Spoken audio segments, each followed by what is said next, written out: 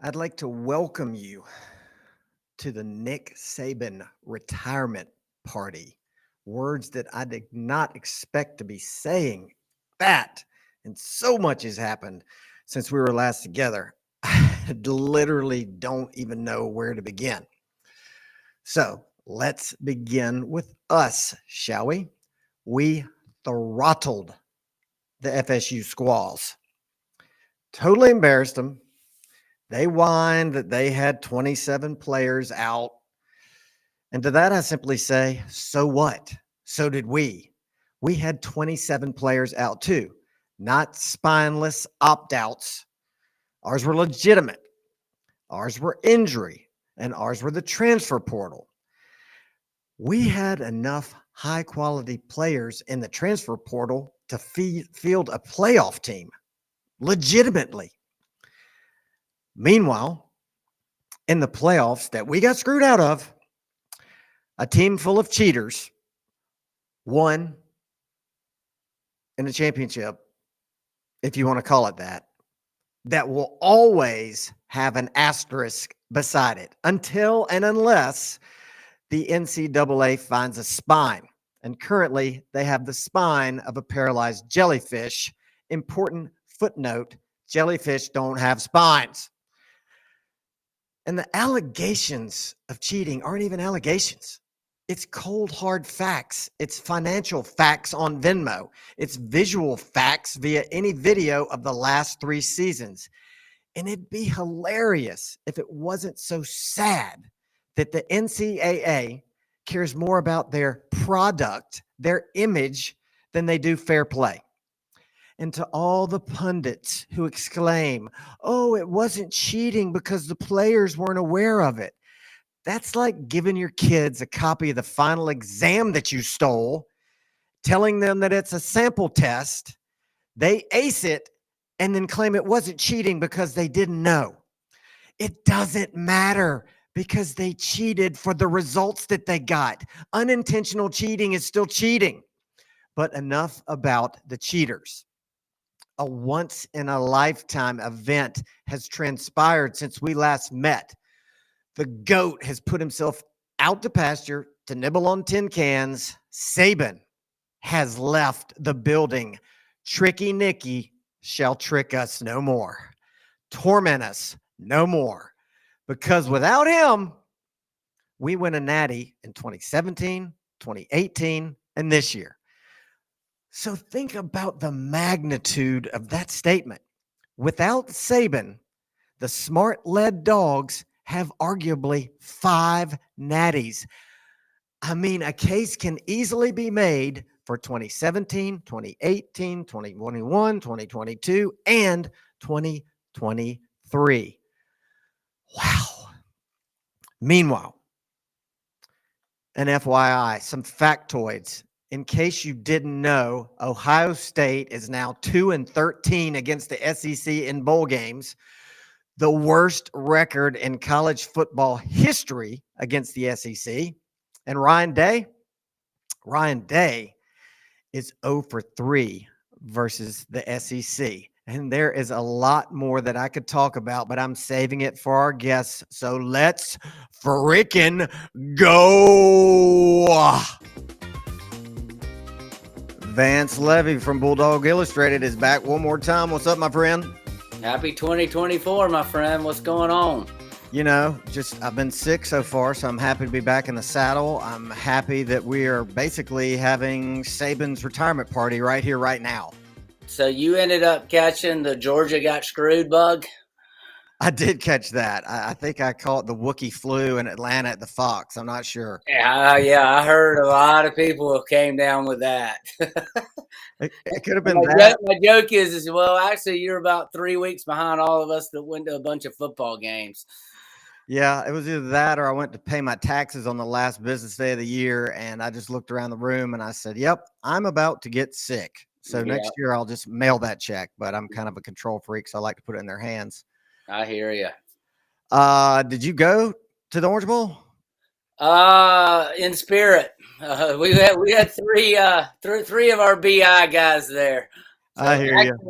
Speaking of we got screwed bug, I got nailed with it right about the 27th. So that I was on the fence, and that sealed the deal. So. Well, just when we thought we could never break our own bowl record for biggest thrashing in college football bowl history, we went and did it. And of course, they complained that, oh, we had 27 players out. And as you know, we had just as many players out, but for different reasons. Ours were because they were either injured or going to the transfer portal. Right. So I don't want to hear any whining out of FSU at all. No. I mean, it was the tale of two different teams taking a tough blow different ways. And our team was going to finish like the champions they were and are. That is absolutely correct. I mean, two programs, I mean, to me, headed in different directions. Obviously, we're still on the ascent. I don't know what they're going to have next year. It's obviously not going to be what they had this year. So I got to think with all the attrition, they're going to probably ease back a little bit from 13-0. Well, being a Gator hater, you don't mind the Knowles and the Hurricanes being pretty good. So I hope Norvell's obviously pretty sharp fella. So it'll be, that's the thing with the 12-game playoff and the transfer portal. I mean, you can get good or stay good if you get the right pieces and they mesh. Did you have any inkling? Had you heard any rumblings that Saban was going to all of a sudden, out of the blue, at least it felt that way, retire? I think no, Casey King said something else, but back to Casey King, he told me it before Christmas, which he reminded me the day before. He's like, I told you guys. So I think there might have been some rumblings. And then if you go back and listen to what Kirby said to him before the SEC game, that's kind of interesting in hindsight. Very. Told him to enjoy the ride and thanks for all you've done for me. So yeah, it was like they had a conversation where he had told him this might be it, win, lose, or draw. Speaking of Casey King, is he still lurking around the islands? No, he's been in Nashville for 20 plus years. All right, if you talk to him, tell that joker to call me back. I will. Funny enough, he was on the island about when I got my bug, and he was coming down with it. I was able to run out whatever that stomach crud is that fixes you up. So yeah, I basically said hi and bye to him real quick. But yeah, I got him back. I got him so he could fly home with his wife and 2 kids the next day. Well, that's got to count for something. Absolutely. All right. So my biggest fear in the Saban retirement scenario was that they'd come in and they'd swoop up Schumann due to his pedigree. He graduated from there. He coached there under Kirby and Saban. I guess he interviewed, correct?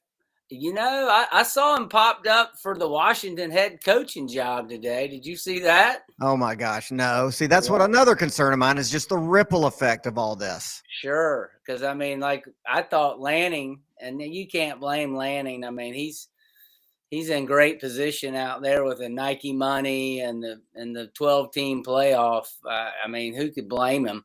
Yeah. But initially, I was like, Lanning goes to Alabama. He's like, if you want things to continue here at Oregon, here's your guy, Schumann. So when Lanning stayed, but for whatever reason, I think Schumann, I think I told you, in about the 3rd week of the season, his wife completely said, we love where we are. We're in no hurry. So, because, obviously he could go about anywhere, as a coordinator for sure. And, but the one thing that worries me the most about losing Saban is I do know that he and Kirby were kind of lockstep together on how they were treating the NIL. And, he's lost an ally there that we're going to try to pay, and obviously they don't say the word pay, but, keep it pretty even across the lines in the spirit of keeping the team chemistry available. And, you just got to hope Kirby can find time to relax during all of it. I mean, did you hear that about the T-Rob coach from Bama? I mean, I've heard everything. And, he came over, going to be co-defensive coordinator. Then they called him back to interview again. And the mistake that they made was they didn't offer him signal calling duties. That allegedly Saban came in and said, "You guys made a big mistake. You need to re-interview him." And then at the end of the day, I think he said, Yeah, I "Too just was bad, too in late." the car back to the house, and Feinbaum said that the Chris Lowe guy had reported that he's staying at Georgia, even though I guess McElroy this morning had indicated that Alabama was back in the game. But I mean, imagine that as Kirby. I Right. mean, so he's having to do this with every player, and the coaching is going to be the same. You just, again, you hope he can find R&R in this nutso world. Uh, I'll be glad when the Falcons job's filled. To From a completely selfish standpoint, I mean, Kirby could go make $120 million in 4 years and Right. then come back to coaching. I think his family's happy in Athens, and that's the biggest thing going for everyone that obviously wants Kirby to remain here for a long, long time. But I mean, it's got to be tempting. Oh, yeah. I mean, because think about it. Go make all that money for a much easier, less strenuous job. No NIL, no portal, no dealing with these players' personal issues. I mean, off season is truly off season. Right. And it used to be, the NFL coaches are the ones that worked all the time. Well, that's completely flipped, Yeah, exactly. you know? What do So, you what do you think about what is getting most dog fans worked up into a lather, and that is the possibility of Caleb Downs entering the portal and getting reunited with T-Rob? I mean, why not? Here's my wild conspiracy theory is that once they let him go, he's the one that went to the coach. He goes, "Unless you get T-Rob back to call plays, I'm getting in the portal." They brought T-Rob back. They didn't get him, swing and a miss, and now he could jump into that portal and be, in and out in 2 seconds. Yeah, you just gotta have the proper package ready for him. Well, exactly. Poor Stephen Farmer is probably not sleeping at all during all this. No, I think he's banging banging the phone lines probably night and day right now. Oh my gosh. And we're talking, of course, about the Classic City Collective, which is our NIL arm that our buddy Stephen Farm helps head up as the chief revenue officer. Um, yeah, I mean, it's crazy. It's like a second Christmas with Saban's retirement. It's once in a lifetime event. I was walking my dog talking to my freshman roommate at Georgia, and my phone just freaked out. And I'm like looking at it. I'm like, man, everybody's saying Saban's retiring. And he goes, "There's no way." I said, "Let me run back inside and look at Feinbaum." When I had left to go on the walk, it was a happy-go-lucky day, and I came back in, and it was like a mass murder had occurred, and it was a wake. It was just a Yeah, stark contrast. Was I missed that day and I regret it as far because it would have been fun to listen to that. Oh my gosh! I mean, it was fun to listen to. Just the people freaking out because it's a pro Alabama show for the most part. Especially Paul. I mean, he doesn't wear it on his sleeve, but he also will admit that Alabama's his team. Oh, right, right. Um, but I mean, Well, it's the earth has changed when Paul and Jim are getting along. man, Jim from Tuscaloosa is a nut. For those of you who don't watch the Feinbaum show, I mean, he's a maniac. No, I just heard him, and like I said, they're as cordial as I've ever heard them. So Saban leaving has those two kind of together in the revelry for the man. Oh yeah. Well, okay. So do you think so? Alabama either turned down or couldn't get to Lanning, Sark, Kiffin. Probably they talked to Dabo, didn't want him. Talked to Schumann, maybe. Yes. I mean, I think that was confirmed, wasn't it? Yeah, I just don't know that you'd bring in an assistant. Unless, I mean, he's got the perfect pedigree for it. Sure. did they bring Norvell spurned him? Right. So then there to DeBoer. Is that how you say it? I can't get his name right. Yeah, It's DeVore. DeBoer. Yeah, I think it's a great hire, man. I mean, that guy, he appears to be obviously very stable and beats to his own drum, not in a bad way. Uh, so if anybody could come in and handle, what's going to be a, almost impossible job, and particularly if they keep getting raided out of the portal, that's rough. And the counter to that is you got, shiny new thing syndrome with him, who could potentially be your Harson, Yeah, right? he I mean, could. he's got zero ties to the South, much less the deep South. And I don't know, I haven't checked out his accent recently. I'm sure it's pretty flat. He may have to Yeah, work on that, yeah. like Brian Kelly had to do. Oh, yeah. Hopefully, he'll do a little better job. So this morning, I was watching news, and I've got something that could, if it happens, you heard it here first. I love it. Senator Manchin has announced that he is not running for re-election after this, so he's lame duck in 2024. Okay. He and his daughter are starting this thing called Americans Together. They're basically trying to get the middle to, get together. And he hadn't ruled out a third party candidacy. And so what do you think about Manchin Saban 2024? I think that. They're best friends. I mean, they're great friends. Oh, really? No, I didn't know that. How are they best friends? Well, they're both West Virginians. Okay. So they've known each other basically their whole lives. Well, I'll tell you this, I certainly wouldn't dismiss that ticket, and I would guarantee you they'd make a lot of noise. Yeah, yeah. So that could be fun. Miss Terry, get her house in Georgetown or Bethesda or whatever that swanky place is in North Virginia. It's not coming to me right now, but yeah, why not?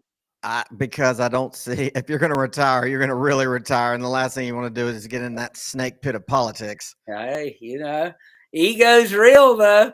Yeah, that's true. I mean, anything can happen. I mean, just look at I'm drawing a blank. Who is Auburn's ex head coach? Is a senator now? Oh yeah, Tuberville. Tuberville, yeah. Yeah. So I wonder if Jimbo Fisher was waiting by the phone, hoping against hope that he might get that call. Now, did you happen to catch the Feinbaum show the next day when old Schlaball and him had a little, I wouldn't call it heated, but, basically it was involving Kiffin not really getting a look. And Schlaball was just like, he's burned too many bridges. And, like, Feinbaum kind of, like, hit back against Schlaball. Because one of my buddies, and I was on a text with him and Schlaball. He's like, "Did you and Feinbaum just get in a fight?" No, but I record every Feinbaum so I could go back and easily look at it. It's okay. Yeah, it was about 2 or 3 hours in. So Saban quit or retired last Tuesday. Yeah. So I just go back to last Wednesday and just scroll through till I find it. Yeah, it was the day 2 days later, maybe the day they hired DeBoer. Okay. Yeah. So Saban didn't like Schlaball dissing Kiffin. Yeah, I mean, because like Schlaball was like, I like Lane. I was like, but he just, and Feinbaum was like, well, it doesn't matter whether you like him or not, Mark. Do you think he should have gotten a look as the head coach? That's been 6 years ago. Right. I think, and then I think I heard a couple of days later, Feinbaum compared this is interesting, not giving Kiffin a look to when Alabama bypassed Bobby Bowden, who then went on to be in the top 4 for 20 straight years and 2 national titles. Well, I didn't even realize that. Yep. Wow. Yep. So yeah, they were looking hard at Bowden. right before. I guess that might have been when they hired Bill Curry. So at some point, Feinbaum and Kiffin got to be boys, I guess, in the course of all their interviews. And I mean, to me, Kiffin's very likable. I could see that happening. But that's very interesting. I'm definitely going to go back and look at that. Well, I mean, and that's what Schleyval get. They fired him on the eve of the national championship, Paul. Yeah. They may very well have won, which they lost on the final play of the game to Clemson. So, yeah. And then Saban would have had 8 titles. Yeah, So, that's crazy. and then I saw a tweet from McElroy, I think maybe yesterday, and he said the same thing. Like, I'll go ahead and put that, and it might have been an older one, but he's like, that's not happening. Wow. Yeah. Well, I think the big winner in this thing is all of their agents, the Jimmy Sextons of the world, and they're just colluding and pitting everyone against the other guy to get contract extensions and promises of contract extensions. That's the way it works. Yeah. And I guess with DeBoer, even if it doesn't work out after 3 years, I'm sure he's got a big out. Yeah. And then, somebody like Kiffin might, 9 years might be enough at that point if you've had some 3 straight 9-3ers. Yeah. I mean, and how have they announced the terms of DeBoer's contract? I have not seen it. But I mean, let's be honest. I mean, when you look at Georgia's schedule next year, 9-3,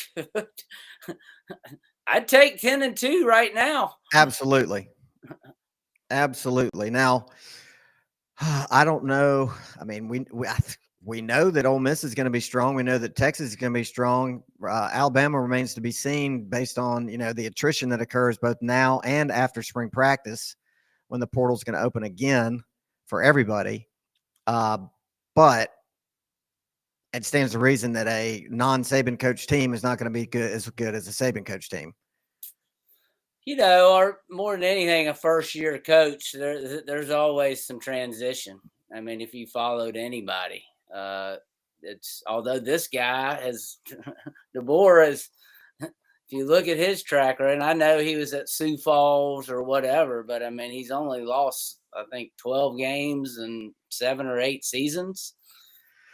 7 or 12, one of the two. It's impressive. But yeah, certainly them taking a half a step back would be fine by Georgia fans. But winning in Bryant-Denny's not an easy task, even without Saban. That's true. All right, I want to test your football knowledge, and I will say in advance that I could not answer this question when asked by one of my kids. Okay. What is NAIA? What is that division? Is that like below D3? I mean, where in the world in the pecking order does that fall? Do you know what it stands for? Well, I should, because I was on a athletics committee here at the local college when they were debating whether to move out of NAIA and into the NCAA. Okay. So, yeah, it is below the lowest NCAA. I do remember that from when the College of Coastal Georgia here was contemplating whether they would move up or not. So Sioux Falls is NAIA, and that is below D3. That is correct. Okay.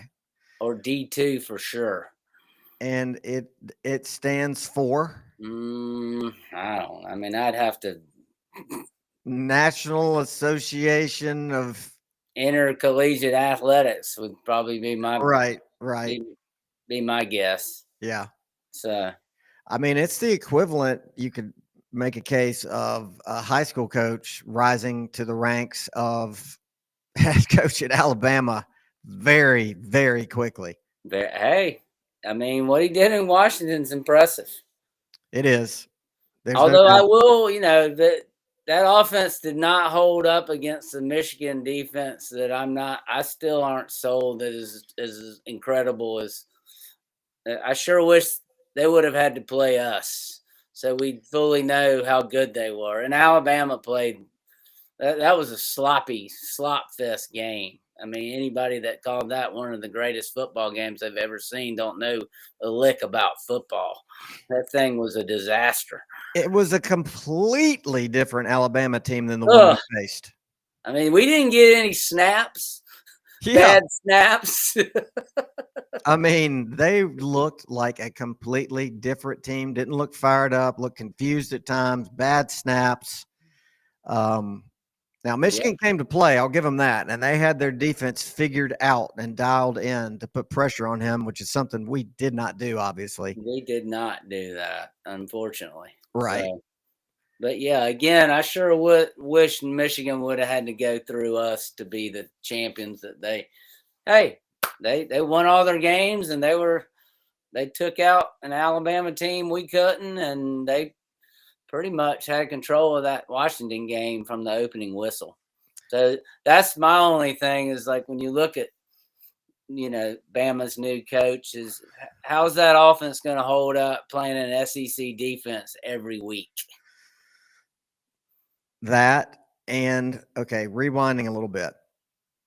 What are the chances that the NCAA, when they come in, vacates wins? You got as a precedent, you've got USC, I think in 2004, 2005, or both. You talking about Michigan? Yeah. Oh yeah. I mean, I don't think they will because I don't think they want to damage their quote unquote product and give it a black eye and make a tough decision unless they have to do it 20 years from now. right, right. So yeah.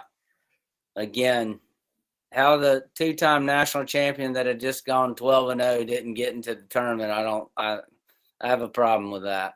I will take the bitterness of that decision to my grave. Yeah. And this year's national champion will forever have an asterisk beside it. Yep. So Uh, now who else you got on to talk about Saban? oh man, it's just the usual cast of characters today. No.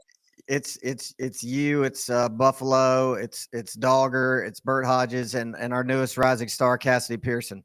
There you go. I mean, you got to just like everything Saban's done. I mean, like I don't know if you watched the exit interview with Reese Davis. I mean, the guy's just a pro to the very end.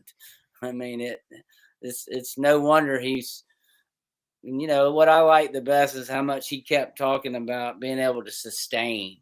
That was the biggest challenge, and it sounds like it really came down to that was he was in a position where he was knowing that he was having to commit to not 1 year, but and that's the way recruiting is these days. I mean, particularly it's an easy sell to other schools as though the master's not going to be there in 2 years. Right. So, and it really sounds like that kind of led him to, he's like, I couldn't look to 3 and 4 years. So that who was that fair to? So, hey, he didn't win a title, but he won a lot of them.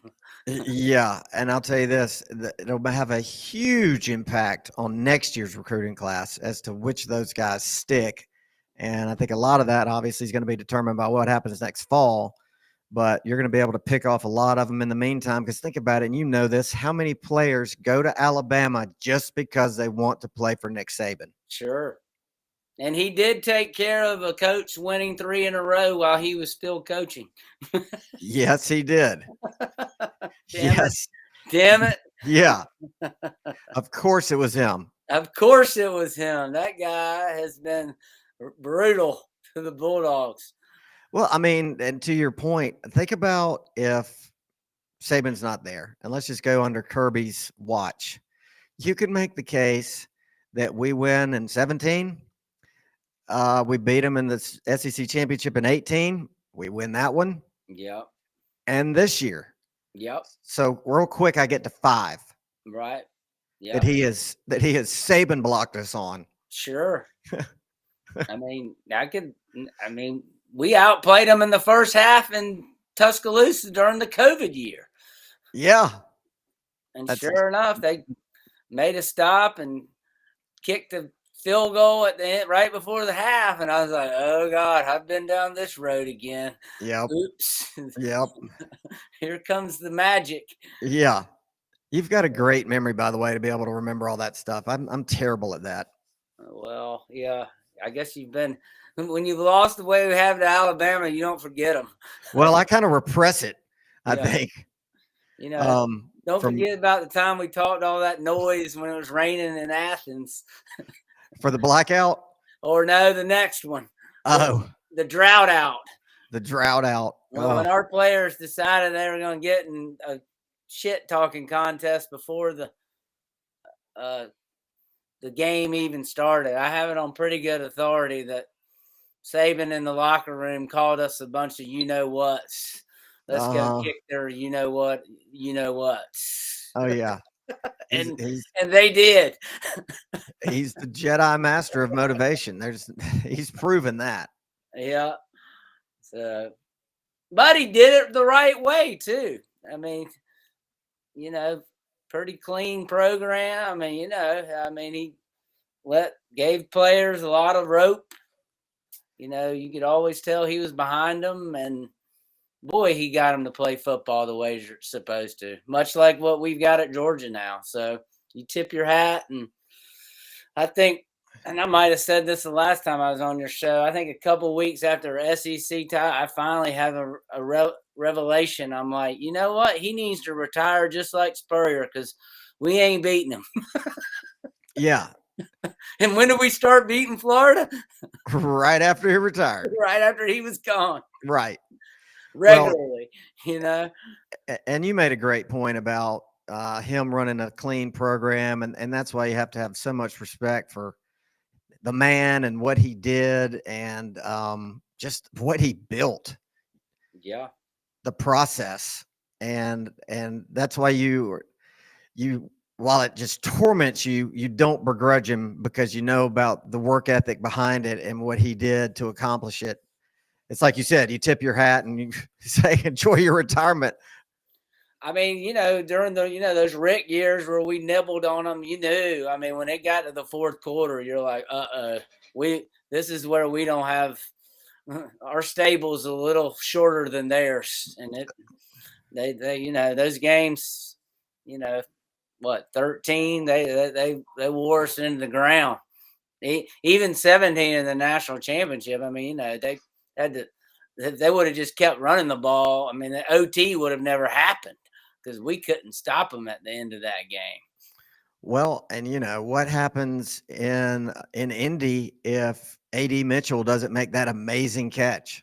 Yeah, or we force them to 5 field goals. I mean, that game was right, freaky. Yeah, I mean, it was. And I mean, old Keely Ringo, he got absolutely smoked that entire game, and he's a hero because the ball got thrown right to him, and because he was a freshman, he didn't do what he was supposed to and go down. He just ran.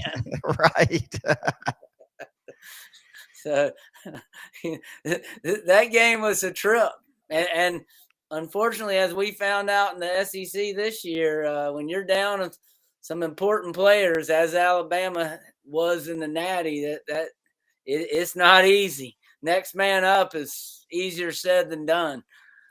Especially when the guys that are hobbled are all timers like Bowers. Yeah. I think Ladd wasn't 100%. Obviously, Mims went out, which I don't think you can underestimate the impact of having to reshuffle your whole line and taking out your best guy. Yeah, and when you're playing 2 freshmen at your inside linebackers. Yeah. Yes. I mean, if we did good to keep it to end at 3, I think. So speaking of that, what do you think was the catalyst for JDJ to get in the portal and go to Kentucky? Do you think it was they told him you're going to have to get out there and re-earn your job? I mean, you have any idea? Yeah, I have not heard, but you can only assume that, right? Right. I mean, and hey, they probably got him some more money too. Got him some more money, than the Marvin Jones Juniors of the world. It's not just an allegation that FSU tampers. It's now a fact. They've been caught. They tampered with Mims, and you've got to wonder, was the same thing going on with Marvin Jones Jr.? Sure. And I mean, it's going to be interesting to see how these teams that are, really playing the NIL sweepstakes where they're paying certain players big money, it'll be intriguing to see if it pays off in the next couple years. Well, not only that, but I mean, we're now a target for the portal, because everybody knows that. I mean, gosh, what are we heading up with this? 20 guys enter the portal, almost enough to field a whole team because they know there's going to be disgruntled 3, 4, 5 stars that aren't going to be able to see the field for a variety of reasons. Maybe it's the guys coming behind them, and they're coming after our roster. Sure. Yep. And again, like I keep saying, you just got to hope Kirby can get some rest when he needs to. Yeah. How do we ensure that? How do we help him disconnect? I mean, does somebody need to take his phone? Because I mean, you want to know about sustaining. I mean, how does someone sustain that? I mean, unless you've got energy on a Herculean superhero level that's non-human, which he apparently has. That's the only way to do it. Yeah. Yep. So I'd love to know how many texts he sends per day. Yeah. I'd love to know the screen time that he has per day. Yeah. And how much of it's just absolutely BS. Yeah. Placating to this and that, and yeah, man, it's crazy. Ego stroking. Yep. Yeah. Yeah. I mean, multiple family members. I would imagine very little time spent on social media. Yeah. No. All right, my man. Well, what do you got? What's the next big Bulldog Illustrated event we need to know about other than maybe G-Day? G-Day. Although I need them to set the date so I can make my media kit official. Yeah, I'm sure. What are the couple dates you think are likely suspects? Well, this calendar is weird because we get 2 off weeks, which means there's an extra week basically. So, Labor Days, I think we start like the 30th of August. So when the Masters is like that Saturday is the 13th. Mm-hmm. So it's either going to be the 6th, which would be super early, or it's going to be the 20th, which would be super late. But I do not think they would have it on the same. Kirby kind of took care of that when he took over as a coach, because there's only one thing in the state of Georgia that can trump Georgia football. Yeah, and I mean, I would think if I'm him, you want to have it early and be able to, have some Masters time. Yeah, and a lot of times it's kind of where the spring break is. Yeah, because that's another thing Kirby's done is Rick used to, from time to time, and again it was dictated by how the calendar, but he'd have a week, then send them on spring break, which I'm sure Kirby's like, no way. Yeah. He's like, everything we teach him was just lost and Destin and PC and wherever they're going. Well, I can tell you where they're going. They're going to extravagant places like Cancun because that's what I'm paying for this year. And, I'm just like, you kids, you have no idea the kind of spring breaks we used to have where we lived out of our cars on 30A and, not places like Seaside. It was places like PCB or, if you were really wanting to flex, it was Destin. Yeah. Yeah. And a rat roach infested where you had 8 people on 2 double beds. Oh, I mean, I'm serious. I had one spring break where I didn't have a place to go. I just went down there and lived out of my car, and I had a blast. Yes. If I was lucky, I found a pillow and a floor of a quote unquote wealthy friend. Speaking of that, our young Hamilton Culpepper, speaking of the luxury of today's youth, he just wrapped up his final formal in New Orleans. Where he was with my son down there. I know, another extravagant event. How about this power play? And I think this is his 2nd or 3rd year doing it. They ride the Champagne bus down on Friday and they fly back today. So they don't even have to ride home they don't have to do the 9-hour drive hungover as hell back. They just somebody pays for the one way. I tip my hat to him. I mean, what I wish he had done is done one of his podcasts down there, like on Bourbon Street. Yeah. Well, he's about to be trying to get a job. That's probably good he didn't. So this is it for him. He finishes up this semester. He does. Well, I'll tell you what, that is one fine young man. And with his wealth of experience that he already has, as you know, he's not going to have a problem finding a job. Yep. He'll do well. He will. He's an awesome guy. Yep. Well, I feel like we've covered it, although I could go on forever. No, I'll be back. All right.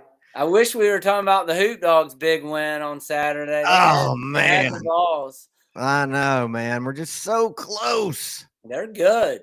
I mean, they play together, and they just kind of. Tennessee was coming off a loss. I knew it was going to be hard to beat them. I was surprised that, I mean, we really went toe to toe and had them beat, but just went cold at the wrong time. So it's exciting. I mean, and obviously, I heard people on social media saying it's one of the most electric environments they've ever seen. I mean, we know the fan base is there to win. I heard Stegman was rocking. Yep. So hopefully it'll be interesting to see how they follow up that tough loss. Yeah.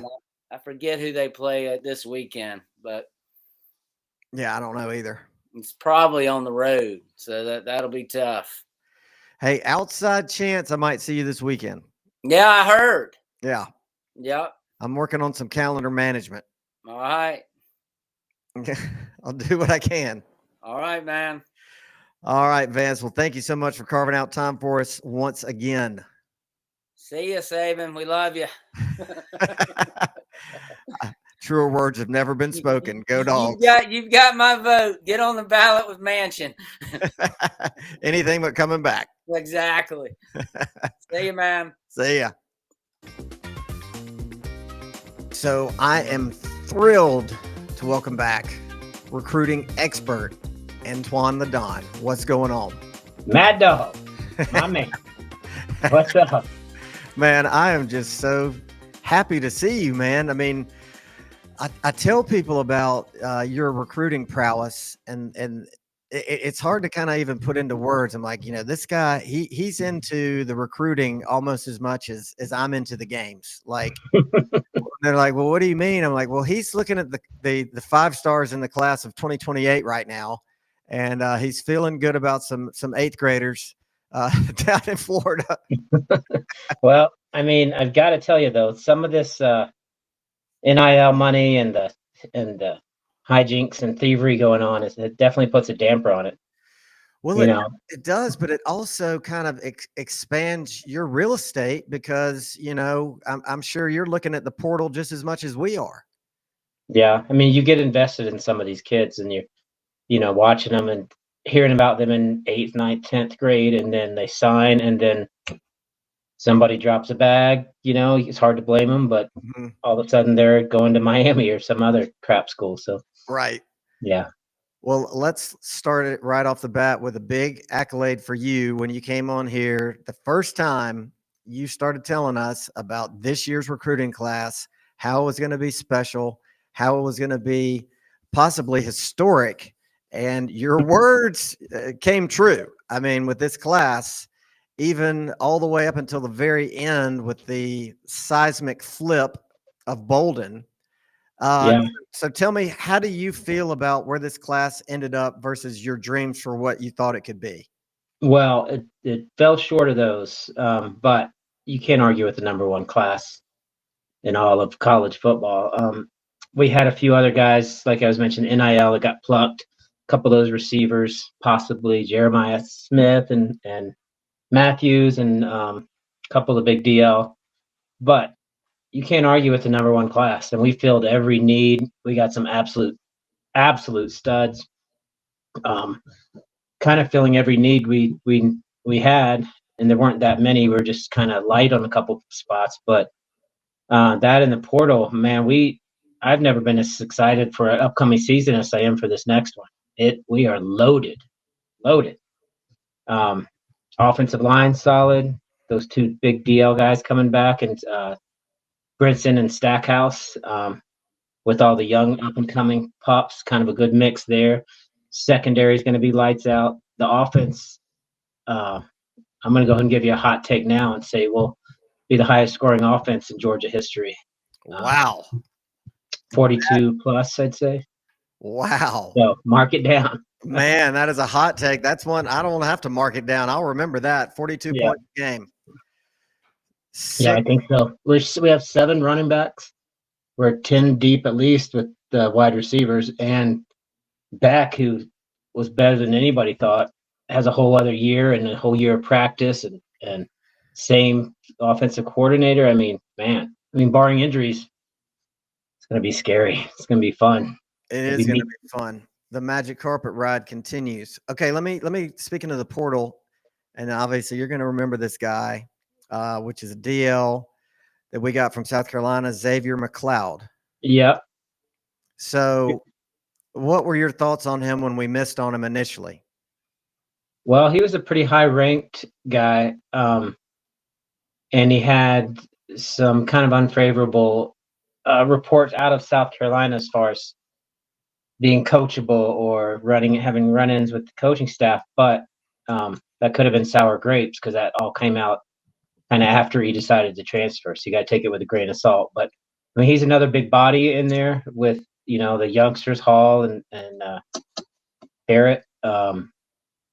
Christian Miller's coming back. Right. It's solid. All right, here's another guy you can't forget. Nobody can stop talking about the possibility of him entering the portal, and that's Caleb Downs. Man, can you imagine if we had Caleb Downs, Malachi Starks, and Bolden in some form or fashion on that back line? No. I mean, come on, that makes me giggle, obviously. But plus Aguero's star safety hybrid. The gem of this whole recruiting class is Ellis Robinson, who's the cornerback, number one in some places overall, 6'1", 185, by all accounts, a good kid. I mean, the names that he's compared to are some of the greats in the NFL currently. So he's going to step in sooner probably than later. So that secondary is going to be nasty. And Downs, who knows? I'd give it a 50-50, maybe 40-60 against. If depends on how much money he's chasing, all those factors these days. So, but the Travaris Robinson kind of roller coaster we've been on. Have you been following that the last few days? I'm sure you have. Oh yeah. We had him, and then all these rumors started, and everybody thought it was BS that he was going back to Alabama to be the DC. And then today, just a couple hours ago, they confirmed that he's going to be a Dawg, and he is.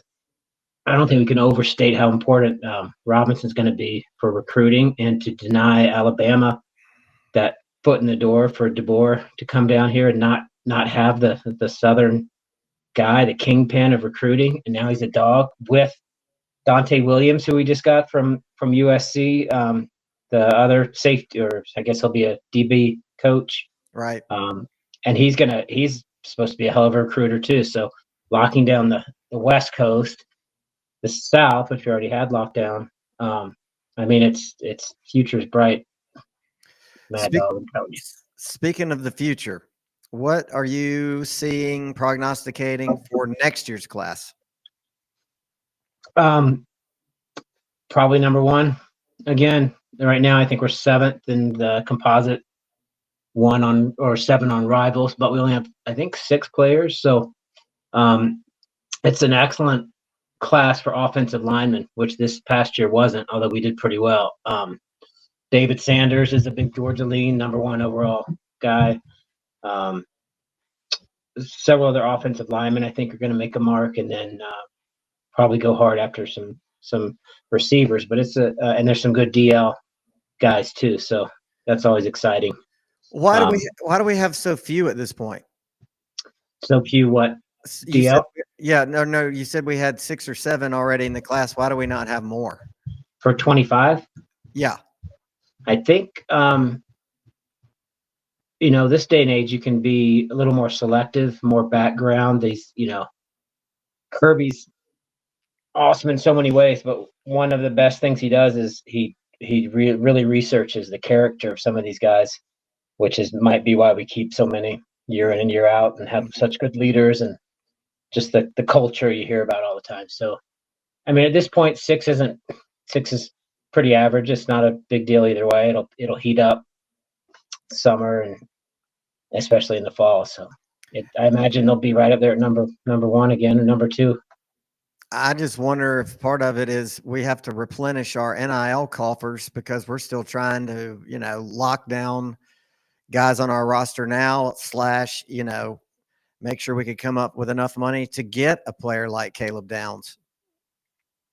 Yeah,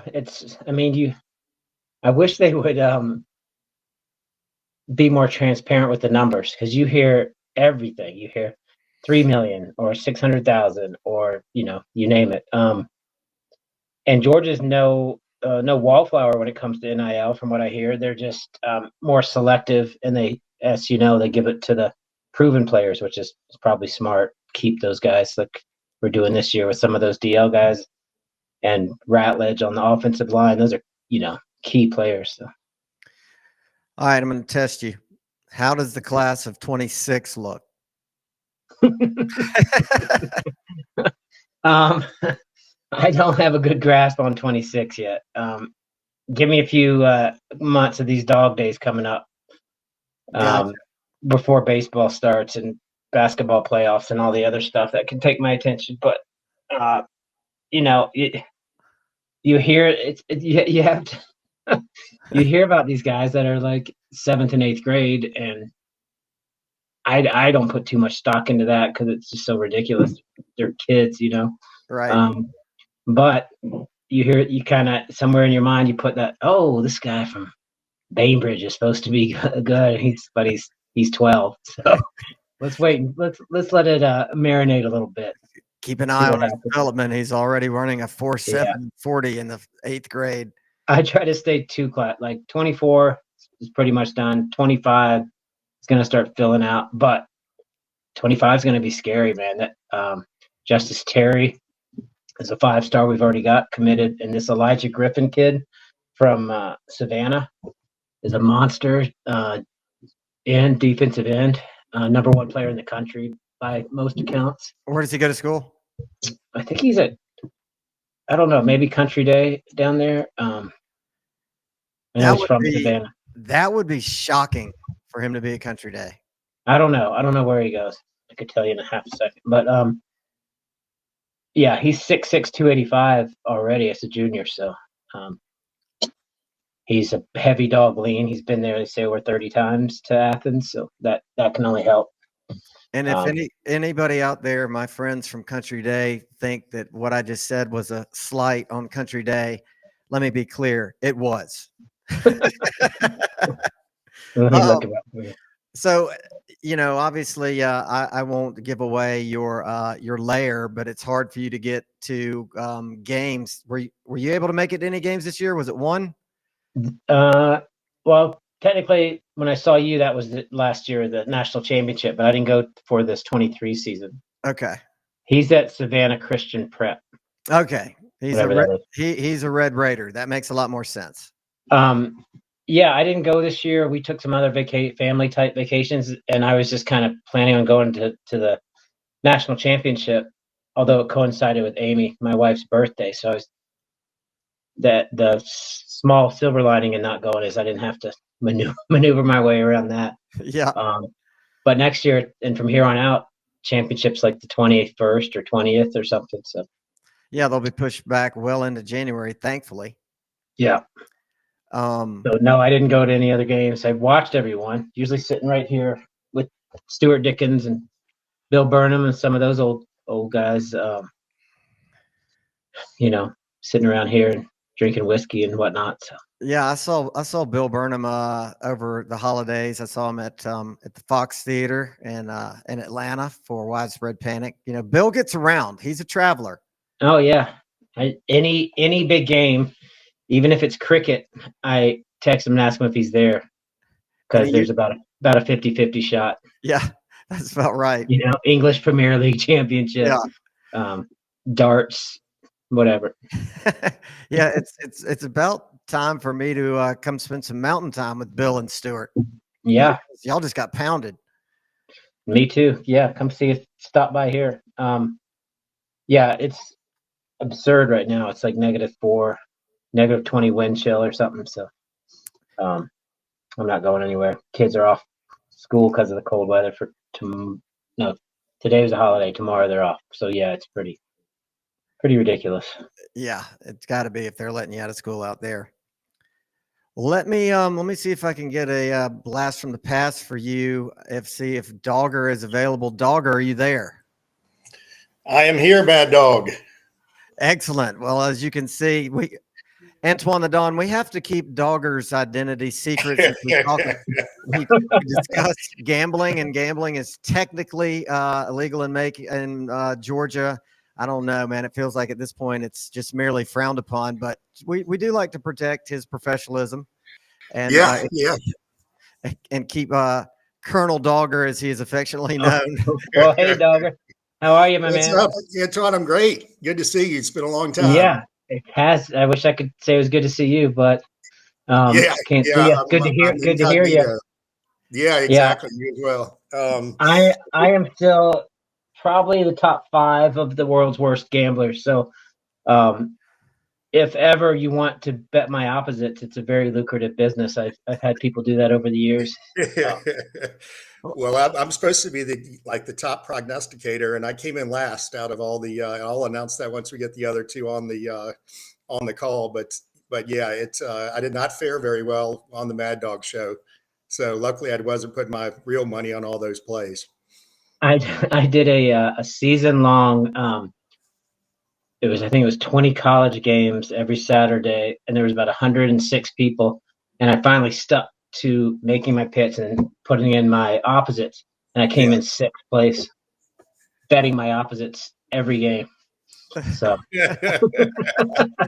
I still got it, or don't got it, however you look at it. Well, that became my strategy. I just bet the opposite of Dogger, and I think I did pretty well. Yeah, you only beat me by 1, actually. It didn't work very well. That's all it takes. That's right. That's by right. something. All right. I think you came up with the name Dogger, didn't you, way back when in college? Possibly. Yeah, parts of college are not real clear. Yeah, we were sitting around the house, and then we went and did some put our names in a place we probably shouldn't have with some paint. Well, next up, as we go down memory lane, is Buffalo. There he is. Hey. Hey. What's going on? What's up, man? How are you? Doing good. How about you guys enjoying listening to your recruiting breakdown? Fired up. Fired up. Keep replenishing the well. Hey, his words rang true. He predicted this #1 class like 2 years ago. I know. That's impressive. Yeah. What a class. Getting richer. Yeah, well, good to see we held on to Traveris. I couldn't believe that when I heard. I know you are talking about it. I couldn't believe when I heard he's going to interview for the DC job in Alabama. Like, oh my gosh, man, stuff moves so fast now. Yeah, and also it's just so pitiful of Alabama. First, we just take him, and then they say, no, we might want you to come interview, and so then we just take him again. Great, it's like doubly embarrassing.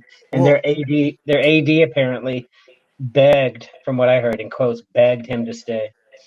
Wow. Well, allegedly, DeBoer fumbled out of the gate and was like, "Yeah, you can stay, but you're not going to call plays." And then that's when he left. And then again, this is a rumor that Saban called him up and said, "You've got to do whatever you can to keep this guy. You messed up, and you need to let him do whatever he wants, including calling plays."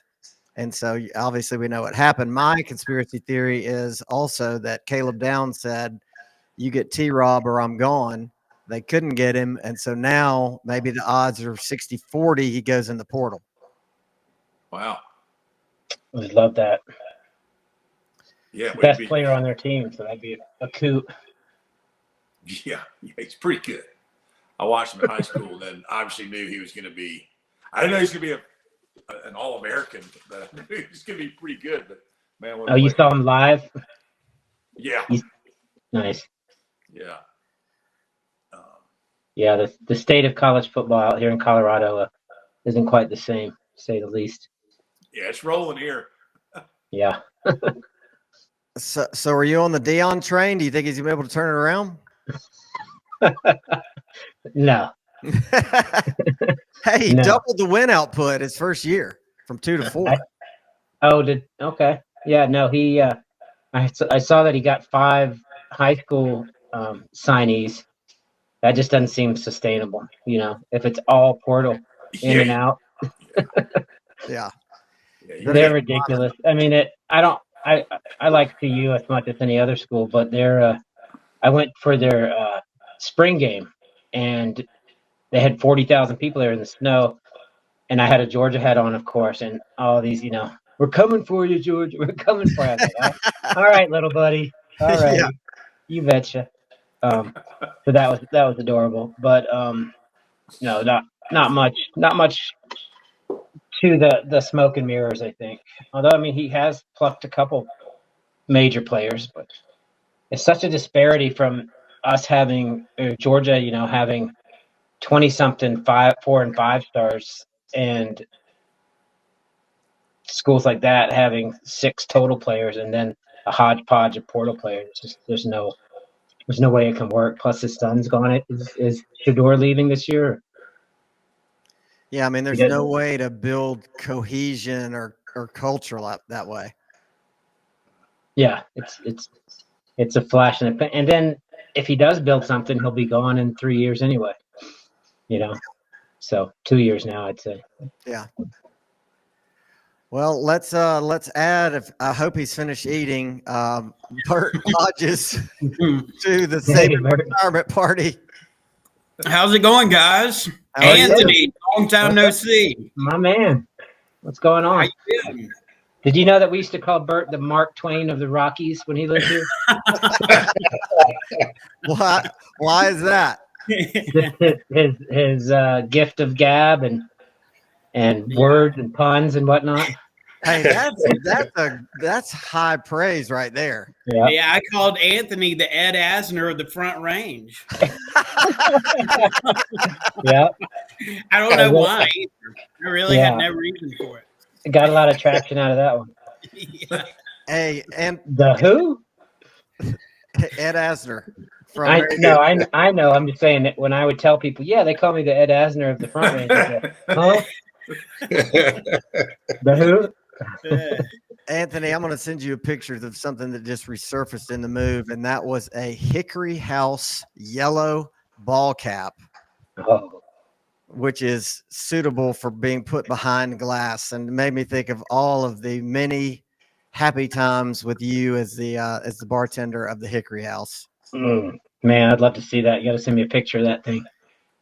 Oh, I will. It's one of those hats that it's terrible on your head. Like it fits like a 1978 trucker cap that was not manufactured properly. Right. But it looks good on a wall. Half yarmulke, half trucker cap. Is the Hickory House still in operation? I don't know, man. I think, though, that it's changed ownership and kind of style over the years, but I haven't been to Aspen in, I don't even know, 15 years probably. I mean, the cast of characters that were there when you worked there, I mean, you could have had a TV show there at that point. Yeah, a lot of one-name people, a lot of nicknames, Buffalo and Baltimore, and I think it was more hiding from given their real names. Right. What was the real cranky cook? Was his name Bill? Bill Cowgill, yeah. He's not from the Southeast, is he? Because I know a Cowgill in Atlanta. No, he was from St. Louis. Okay. And I almost lost a job about 30 years ago because I thought I saw him in Boulder briefly. So I ran out of the restaurant I was working in. And tried to chase him down the snowy streets, and took me like 20 minutes, and it wasn't him. And I got back. The restaurant was in chaos, but yeah, no, he was a dude. He was a good dude. He was just always cranky. Yeah, Probably not with you, not with his fellow employees, but if you stuck your head in the kitchen, you might get it bitten off. no, he was pretty cranky with everybody. Yeah. Okay. Dogger, you're mighty quiet over there. I'm just sitting here taking it all in. Love the banner. Wow, I didn't even Good know stuff. Dogger was on. Dogger, I how you know. doing, buddy? I'm great, Bert. Hope you are. I've been on pins and needles wanting to know who among us is going to be taking the SAT in a few weeks. Yes, unfortunately, it looks like me. I'll give you, if you want me to, Mad Dog, I'll go ahead and give you the results. Yes, please do. 850. All That's right, your target. I hope I can make that. Like with you get what 600 when you sign your name, or 400 or something. Right. So on the New Year's week, New Year's Day, and there's last 6 games that we took. I guess 7 with the totals. I went 3-4. David Mad Dog went 2-5. Bobber went 3-4, and Bert went 3-4. So that brought the season-long standings. Bert was best at 44%, came in a little bit late, but 19, 24, and 2. Rob was at 23, 35, and 3 for 40%. Wow. And then Mad Dog was 23, 35, and 3 so for a tie at 40%. Man, this sounds like a pool I could get in on. Easily win. Yeah, if you go against, you could probably come up with what the loser has to do. I guess the SAT is what we decided on. So I look forward to having to sit down and take that for 4 hours. Oh god. And then I missed it by 1 game. I came 22, 36, and 3 for 38%. So that last week cost me, if I could have gone just a little bit better, it would have been a tie between Mad Dog and Bobber. Wow. We are the inspiration for the Grateful Dead song "Loser." Everybody sub 50%. No doubt. Craig, you can come up here. I mean, Dogger. I do it every episode. Dogger. You can come up here and take the SAT with my daughter in a few months. Yeah. Young How long is it? When is she doing it? I don't know. Probably sometime in March. Hey, and you'll be happy to know that there is now an essay section. Oh, even better. Yeah. I can be the wordsmith. There you go. I can be like Mark Twain down there in the bottom right. That's right. Where are you, Bert? Are you outside somewhere?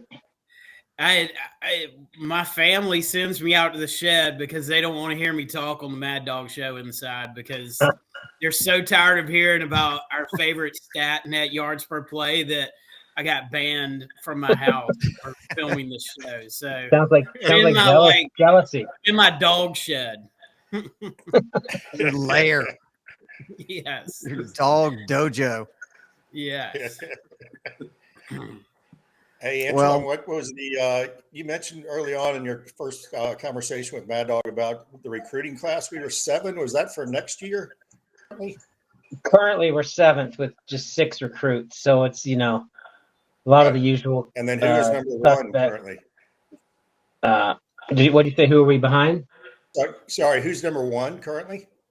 I think Notre Dame is. Whoever's number 1 at this point in the year is going to end up about number 9 or something. Yeah, it really doesn't matter. It's Notre Dame, Oklahoma, Ohio State. A lot of the same names you hear that'll end up being 8, 9, and 10. Gotcha. So yeah, it's so worth it. Did y'all see that Alabama recruit, the 2025 recruit that decommitted today? With his last name is French, but it's spelled with 2 F's. So French. F French. Yeah. I still haven't heard a pronunciation. I don't know how you pronounce that. Maybe it sounds like you're stuttering. Maybe. Yeah, for French. Yeah.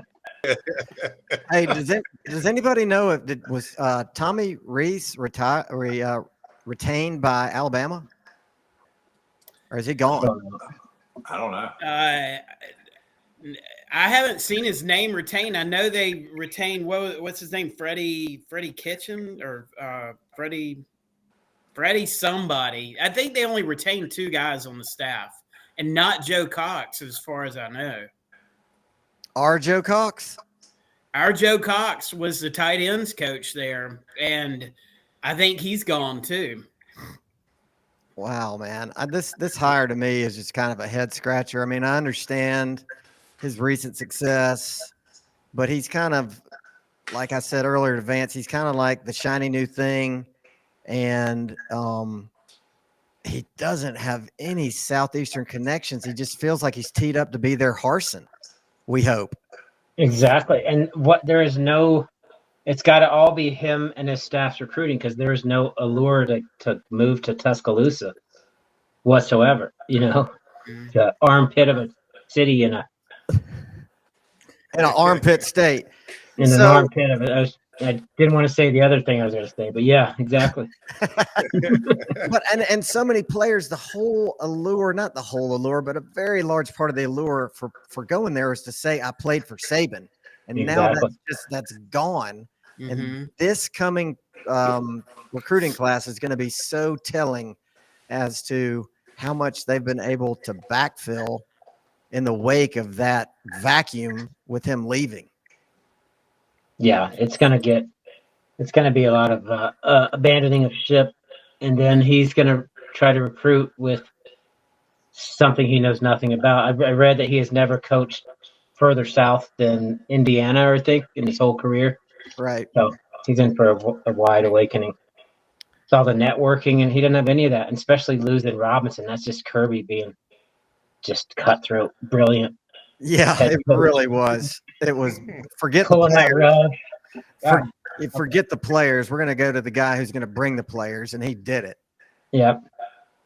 It's awesome.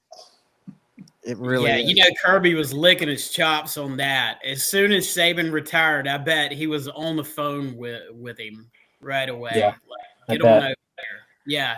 The other thing that they talk about is this Saban NIL discount that he had going on. So, this cachet of playing for Saban allowed them to not really have to shell out as much in NIL money as a lot of these other schools. And now that Saban's gone, Alabama's going to have to up their NIL game to everybody else's level, at least, to compete, because that pull is not there anymore. 100%. Yeah, you're exactly right. Love it. Yeah, it's going to be fun to watch. I think going forward, I'd be more worried about Texas, Oklahoma. Maybe Ole Miss can do something here or there, but Tennessee's never. I don't know. The boogeyman's gone, so it's going to be a fun few years. I mean, it's still surreal that this is what we're talking about. This was not on our radar the last time we talked. It's going to happen. We had no idea it was about to happen this quick. And now here we are at our second Christmas. I mean, just seeing who hits the portal every single day as we, immediately embrace this new coach and refer to him as T-Rob, like he's our guy that we've been hanging out with for the last 20 years, Yeah. Yeah, Isaiah Bond jumping. The first thing I thought of when I saw that was, well, next year, Sarkisian, if he ever gets in a 4th and 4, he should throw it to Bond, because it doesn't matter if he catches it or not. They're going to give it to him. Too soon. He followed the A.D. Mitchell model. Yeah. I mean, what is Texas not? I mean, they just got to come get one every year, I guess. I think those guys are just printing money out there. They're just bottomless pockets. Yeah. Was that not one of the most annoying things of the entire playoff scenario? What's his name? The actor. All right. Yeah, sitting there on the sideline, slapping butts and coaching, semi-coaching. Yeah. He's the Taylor Swift of the Longhorns. That's beautiful. I saw him talking to that big tight end. I can't remember his name. That guy, he's good. That tight end for Texas. He got hurt late in the game, but McConaughey was talking to him before the game. I saw. snapshot of it, and you can see the guys like looking at him like, man, what? I'm about to play a game here in 10 minutes. What are you talking about, man? Leave me alone. We just go over here. And he's got to be our age, like at least 50, I would think. Oh yeah. So they don't really relate to him. I mean, who's a celebrity that could be our version of a McConaughey? Not that we want one, but that would be that version. I mean, would it be like Mark Knight of Newman? Yeah, from Seinfeld. Well, Seinfeld. Samuel L. Jackson would be a big name, but he's like 70. Yeah. We got Ryan Seacrest. The only game he showed up for was that 2019 South Carolina game, and like called the Dogs for that. And I was like, oh, this is going to go really sideways on us. And it did. Yeah. What about Brian Baumgartner, who's Kevin from The Office? He's a huge. I think it should be him for sure. Yeah. Big Dog fan. Although I'd love to see Newman just getting in people's faces on the sideline. and Jeff Foxworthy's a big fan, apparently. Foxworthy. Yeah, I've seen him in some games. He's a big. He's real low key, low energy. Like he's not getting excited even about touchdowns. Maybe they get Newman to wear his mail suit for big games.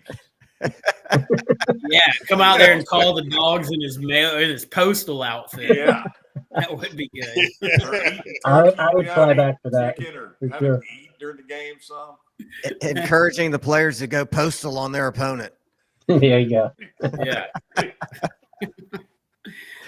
Oh man. Yeah. That poor guy, he got so typecast. He was done with that role, and he's like, what else can I do? Everybody thinks I'm a postman, that Jerry's nemesis. Yeah, exactly. What direction do I go from here? I'd love to know the residuals that just show up in his mailbox from that show. Right. I was going to say he had to do pretty well. Yeah, he's not trying to pay the light bill.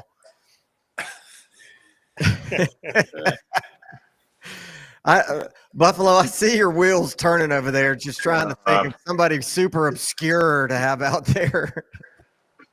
Y'all know who I'm trying to think. That's who Bob can dress up as at Halloween next time. Newman instead of Harry. Yeah, I put a male outfit on. Well, I'll tell you, if I kept eating Dog like I fan. was during the holidays, I would fit the bill by the time next year came around. I'll say this: whoever that guy was that came in that did Lou Holtz will be hard to top. Oh yeah, very true. On this who show, was that? Yeah, Buffalo wasn't able to be with us that episode. We had a guy come in to do Lou Holtz. Maybe it actually was Lou Holtz. I don't know. They definitely resembled each other, but it was next level. was there a steady stream of drool coming out of his mouth? A lot of slobbering, a lot of lisp. He told a great long story about that guy trying to swim across the lake. Yeah, I think he messed it up a little bit at first, but he righted the ship. He got confused on his mileage, which made it even better. Yeah. Hopefully he'll keep tormenting Ryan Day, which should be easy to do given his record against the SEC and against Michigan. Yeah, I think Lou will have plenty to say. Man. Although with no Harbaugh next year, because Harbaugh is going to be gone. Yeah, he will be. He might be able to turn things around against Michigan. Mm-hmm. And by the way, how about Ohio State picking up Quinshon Judkins? Was he? That was a weird defection, huh? Well, that was a money thing. Had to be. Yeah, he's pretty tough. Yeah, I mean, he'll probably be one of the Heisman front runners to start the season. Yeah, I heard he was tough to deal with, though. Oh, really? In the locker room? Yeah. Somebody from Ole Miss told me that during their bowl game, that Dart was like, "You just need to went over there and said, y'all need to get him out of here. He's really being a problem in the huddle, and he's complaining, and I think he wanted the ball every time, and I saw him yelling at some of the linemen. One time he ran up a lineman's back and he fell down, and I saw him cussing at the lineman. I noticed it during the game, and then later on I heard about it. He was being a pretty big problem during that bowl game. So maybe they were just like, man, just get out of here. You're not worth it. I don't know. Maybe he can work his magic at Ohio State. Yeah, the Big Ten is going to be fascinating next year. I mean, the SEC is going to be fascinating with this new expanded schedule, but the Big Ten, I mean, think about Oregon coming into the Big Ten and adding to that mix. Because I think Oregon's going to be pretty good next year. Washington's going to fall off some, but Oregon's going to be there, I think. Yeah. Who'd Oregon get for their quarterback to replace Nix? Was it? They've got the quarterback from Oklahoma, right? Yeah, Gabriel. Yeah. Oh, right. Yeah, he's good. Yeah, and I think they picked up 2 portal quarterbacks actually. Did Nix go in the portal as a grad transfer to go and play somewhere else? He's listed as a first-round draft pick. Like, I think I saw him maybe in the top 10 or top 15 overall. Really? Yeah. Of quarterbacks or overall? Like first round of the NFL draft. Wow. Yeah, I know. That was surprising. So I was watching that Rams game last night. I think Nakua and Bowers have a lot of similarities. Mm-hmm. Don't you? I mean, Bowers is a little bit bigger, but they're sure-handed and they can yards after catch. Yeah. I mean, I'd love to see him have that kind of breakout with the right team. Yeah. Didn't Nakua play for somebody really obscure in college? He didn't play for BYU. Something like that. Okay, I thought it was even more obscure than that because I had never heard of the guy. That was a wild one to watch between the dynamics between the two quarterbacks. Yeah, and they were letting those guys just wail away on Stafford the whole game. Yeah, I know. Never throwing a flag. It was crazy. I mean, Stafford's arm is still so live. It's unbelievable. Yeah. I mean, we were watching him in 2007 in Athens? Yeah. He played at Jeff Washington. George of the Rams. Where did he play? Washington. Oh God, he was in Washington. Okay. Do you think Stafford sticks around for another year? He had a good year. Yeah. I do. Yeah. I would think so, yeah. That was weird. Said it was the best pass he saw all year, that one little side. Oh, yeah. Armed one. Yeah. Yeah, Reynolds over there. That's the on the best third I saw all year right there. That was amazing. I was torn because I got caught up in the whole Detroit, 60 years, but then I was like, Stafford was a dog. I got to pull for the dog. And then as the game went on, I was just pulling for the Rams straight up. But I wasn't that upset. It's one of those. I usually do it by how many dogs are on the team. But when you get that sob story of Detroit and they're showing these 50-year-old man that said, I've never seen a playoff win, Yeah. Okay. Their owner's 98 years old. Yeah. Yeah, never been to a conference championship or something, right? All right. Yeah. Who are the Falcons going to get to be their coach? God, fucking howdy doody. Shakes the clown. Do we care? Hey, Do we Mad still- Dog, sorry to interrupt. I've got to run. All right, Dogger. Hey, Mad Dog. Thank you for all your contributions. Yeah, I've got to run. I hear Sorry. you. Go on. Great to see you. See you, man. Good to hear you. Good to See see you, you. Dog. All right. See y'all. See you, Dogger. Hear you later. Yeah, next year he needs to actually be on video in like a Mr. Wrestler #2 mask or Or something. what about do you have the technology to do the distorted face? Pixelate. Yeah. Yeah. I don't know that we have the technology, nor do I know that if we did that he should trust that it could immediately go down. But I love Bert's idea of Mr. Wrestler #2. Yeah. Or possibly any sort of Halloween mask that he might change up on a weekly basis just to keep us guessing.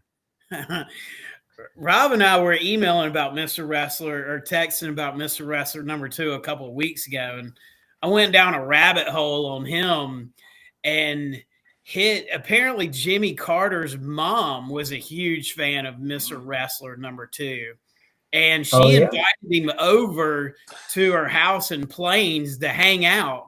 And he refused to take off his mask, and like the Secret Service was all freaked out because he had this mask on, and she told the Secret Service to chill out, and she wanted to talk to him with his mask on. So he kept, but he must have just had to live with that mask on. Yeah.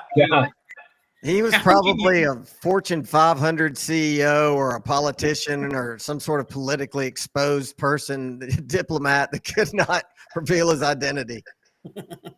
But Jimmy Carter's mom was a huge, massive fan. Rosalind. Yeah. I think also, Bert, he was supposed to, Jimmy Carter wanted him to go to his inauguration. And he's like, but I got to wear the mask. Yeah. And so he couldn't go, obviously. Because he's like, I guess we can't have that. All right. So our off-season project is we'll get somebody to embroider a new Mr. Wrestler #2 mask for Dogger. And the preseason show next year, he's coming on in that mask. Okay, I got the perfect thing to start with if we need to. I have one of those embroidered face mask hats that comes all the way down over your face, like people had in like 1976. It has the eyes and the mouth that would fit perfectly. Why do you have that, Mad Dog? I picked that up in an Aspen thrift shop. It was one of my many finds, and I saw it sitting there, and I was like, "There's no way I'm not buying this." Nice. Yeah. For those brutal Aspen days. Correct. Sub-Zero, yeah. Correct. Yeah. All those tough times we had in Aspen. It seems like Bert should be able to find a Wrestling 2 match because Mr. Wrestling #2, as we all know, was born in Charleston. So it is true. Yeah. When we talk about Wayne Knight as Georgia's guy, that's who Charleston claims. It's not Bill Murray or any of those Stephen Colbert. It's Mr. Wrestler #2. As it should be. Yeah. When did Mr. Wrestler #2, I'm assuming, pass away? It was just recently, wasn't it? Yeah, I think it was in the past year or two. Yeah. Was his identity ever revealed? Like, I mean, in Wikipedia. Okay. Yeah. I have seen a picture of his face. Yeah. You mean John Francis Walker? And so was it ever proven as to why he actually did need to wear the mask to keep his identity a secret? Man, I mean, that was just the whole thing back then, like 70s wrestling. Seemed like half the guys wore masks at some point. Yeah. The rumor has it at the funeral home, the embalmer had to go through like 4 different reveals until he got him to that, and then he had to make sure it was an actual face. Face is all molded to that last one. Yeah. It's been in there so long. And his face looked just like the first man. Yeah, it was like one of those Twilight Zone episodes where they make somebody wear a mask and then at the end they take it off and their faces change into that mask. Yeah. Right. Exactly. That's hilarious. And I just was looking, he died in 2020, but it said he didn't retire till 2007. He died at 85. So, man, he wrestled till he was in his 70s. About 72 or 3. He kept it going. Yeah. I bet those were some quality matches. Comes out there in his walker. Some guys just can't give it up, He probably needed the check. Aaron Rodgers comes to mind. Right. I wonder if he's going to be back in any kind of shape like he was before. I don't know. Yeah, I haven't. Back to your other question though, Mad Dog. I haven't heard any names with the Falcons. Yeah, I haven't either. It's been super. Belichick. It seemed like Belichick was there. They were talking like that was going to happen, sort of. And then that's died down. So, well, that'd be ridiculous. He's like 75 or something. It would be stupid. If there's a chance for a bad decision to be made, the Falcons will find it. They will do it. Yeah. Yeah, I heard a rumor that Belichick was on Arthur Blank's mega yacht down in the Caribbean, but that was just a rumor. I heard that they're talking to Jimbo. Oh my goodness. Wow. I'm kidding. I'm kidding. That's I did not, appropriate. I That did seems not hear good. that. But yeah, appropriate, right? Wow. God. I had to leave. I had to quit being a Hawks fan after several trades. That would be it for the Falcons if they brought in either what's his name from Ohio State, the groper, Urban. Urban Meyer, yeah, or someone like that. You know, it'd be like a train wreck. You'd have to look. You just have to watch. I know I would. I'd still be like, oh, damn it. How are they doing? Every time I'd watch a Falcons game, you could just feel the game slipping away, but you couldn't turn away, and then they'd end up losing at the last part, and then you just feel all dirty and tainted that you had wasted your Sunday afternoon on it. But it was always interesting to see what new way they'd come up to lose a game. Like that has never been done before, Right. and they just nailed it. Yeah. New and creative ways to lose by the Falcons. Yeah. We called it falconry. I've got this text group where way back Phil Mickelson used to do this ad for the one of those resorts in West Virginia, and he'd say there's like golf and tennis and falconry. Apparently is like you just hang out with falcons or something. I don't know what falconry means, but we took it, we incorporated it into every time the Falcons find a new way to lose, we call it falconry. Falconry, I like that. And full circle, if you're involved with falconry, the Falcons wear masks on their faces until it's time for them to be released, just like Mr. Wrestler number 2. Right. Come full circle. Except I don't think they cut out the eyes for him. I think they keep him completely in the dark, and I can't believe PETA, whatever you say, is not outlawed falconry. Right. Hey, have y'all ever gone to Las Vegas for the Super Bowl? When the Super Bowl's going on, this year's happens to be there also. Mm-mm. No, No. I'm thinking about doing it, but I'm on the fence. I used to do it every year, but it's fun. You just get an all-paid table, all the food and booze and TVs, and make a bunch of terrible bets.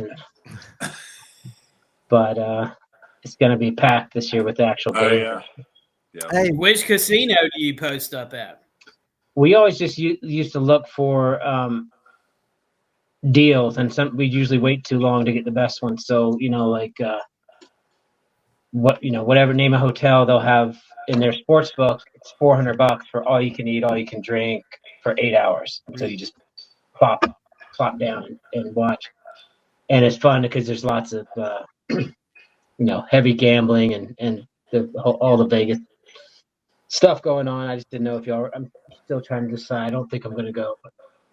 Yeah, that'd be fun, and an insane amount of prop bets too. So All prop bets. you got action the whole game, don't you? Yeah, I actually side story. I and this was I think you guys. Well, you definitely know Bill and Stuart and Nate. But we were there, and I went up to. I placed the second half bet. I said $60 on the Seahawks to win the second half or the game or something. This was Seattle and New England, and the guy was so busy he messed up, and he gave me a ticket for $600. And I was like, okay, and I walked away, and that's the game that came down to the interception on the goal line. Oh. Have a night out, but wasn't meant to be. Hey, what are the odds that our man Monken goes back to back, and would that be the first time an assistant's ever done back-to-back Natty Super Bowl? That would be amazing. Really, truly amazing. He'll get a head coaching job out of that if he does. You would think. Yeah. Hey, bring his rear end down to the Falcons. Yeah, I'd be happy with that. Bert, I would be Bert, I'm counting on you to find if there is ever a time where a coach has gone won a Natty, won a Super Bowl back-to-back in either direction. Yeah, I'll look that up. That's an obscure one right there. It's so obscure, but there's so much overlap. It's going to take a lot. That's going to take a deep dive, Bert. Yeah.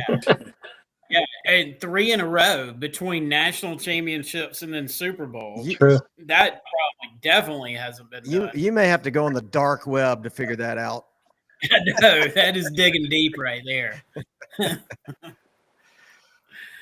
That'd be worse than taking the SAT trying to figure that out. Yeah, and I guess that's on me to make sure that happens. Or do we have a backup bet to inflict upon him? Should he? Because he's not going to be able to produce scores. I just know it. There has to be a punishment. I've thought even like I've got a Michigan hat that I bought for a skit that never happened that I might force him to wear if he doesn't take the SAT. But I'm up to suggestions. Yeah, I think when you sign up for the SAT, you can sign up so your parents get an email with the scores and stuff. Yeah. He just has to sign up with all of our emails on it so that we know he's our student is testing right now, and it's going to email us the scores when they get graded. What if he did like well enough to get into Georgia now? I was just about to say, what if he aces it? Like it's misses one. I just want closed caption TV to like see him at registration and then walking in there with a bunch of 16-year-olds and just having them looking at him like, what is going on right now? Hi, fellow kids. Yeah, lost a bet. Lost a bet. You should just have a sign that says "Lost a bet." Yeah, and then just start trash talking like, I'm here to win. I've been studying for this thing. Right. I'm bringing it today. Yeah. Mind if I play music?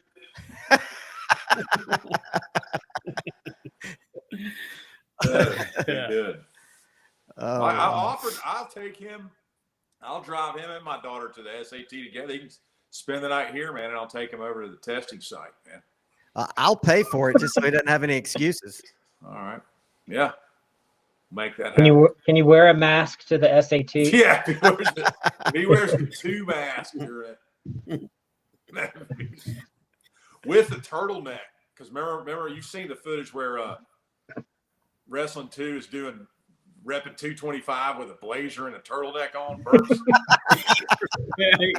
Living room, he's pumping iron at his house. He has a turtleneck on and a blazer, and he's cranking weight. This is good stuff. Those old concrete weights. Yeah. But I don't know why Craig wouldn't be allowed to wear a mask in there. What was the rationale behind the turtleneck? I don't know. He's just a fine dresser. It's one of the funniest things ever.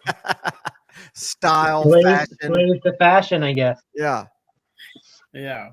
Yeah. Well, guys, I guess we got to call it a season.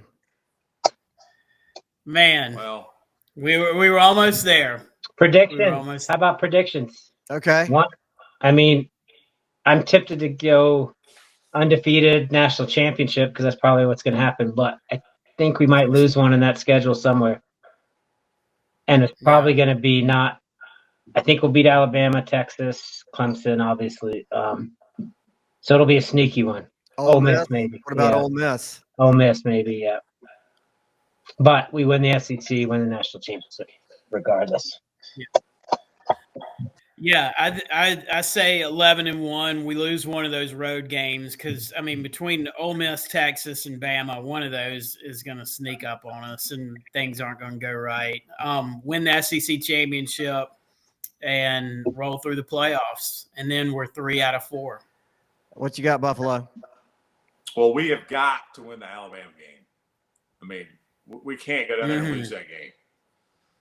I'll trade a loss with anybody else. We can't let DeBoer beat us in year one. So that's – I already said it was a must-win before this all happened. But now, surely, go down there. And it's his first SEC game. Yeah, we cannot let that happen. The Texas game might be difficult. I'm with it. I think we're gonna drop one. Are y'all going to that Texas game?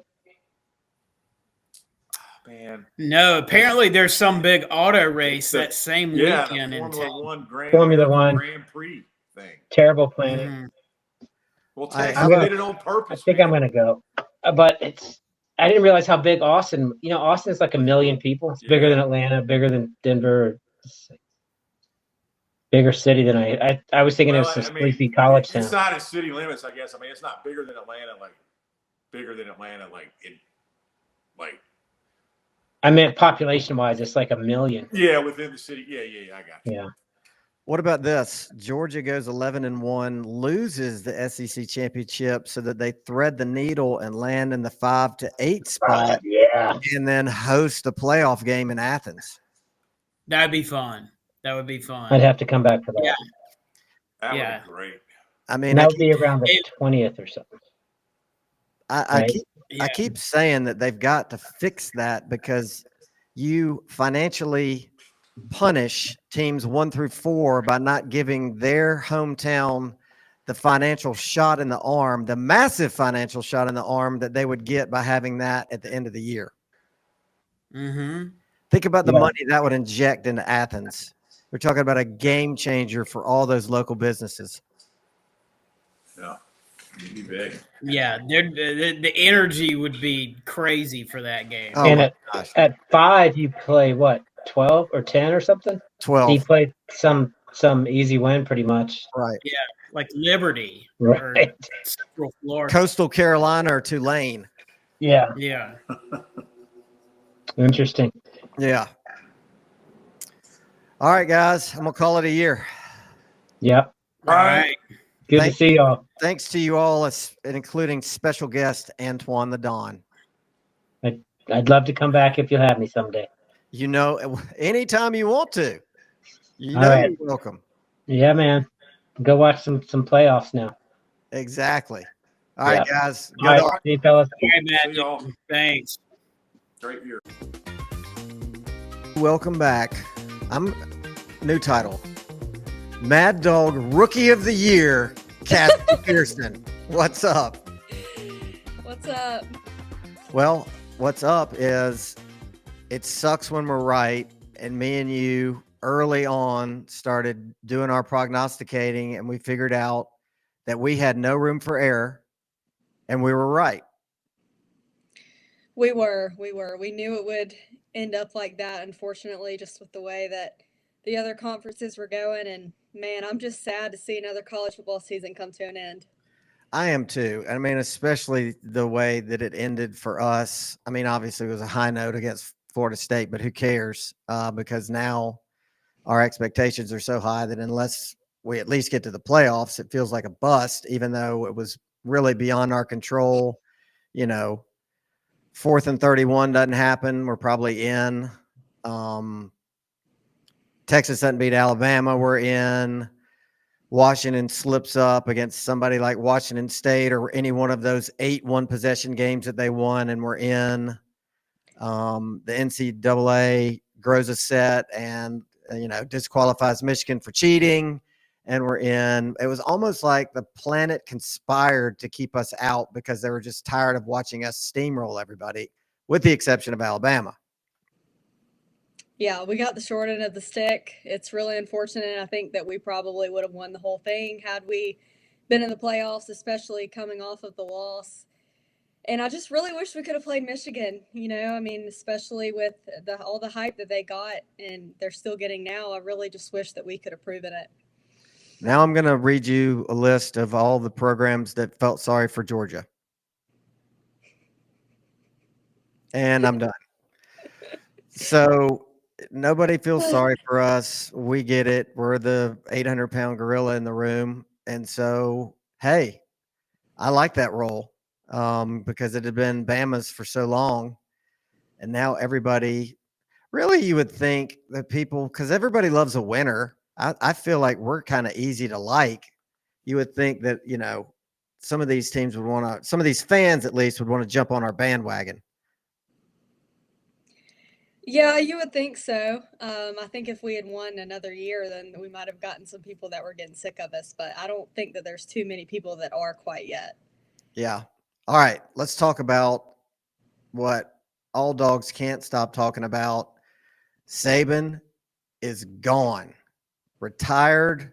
Where were you and what were you doing when you heard that Nick Saban had in fact retired? I was on my way home from work, and I think I looked at my phone maybe when I pulled into my neighborhood, and I saw breaking news ESPN, and I didn't have any text yet. It was like, I guess I saw it, and then it was like a minute later, like I was getting all these texts, like, oh my goodness, oh my gosh.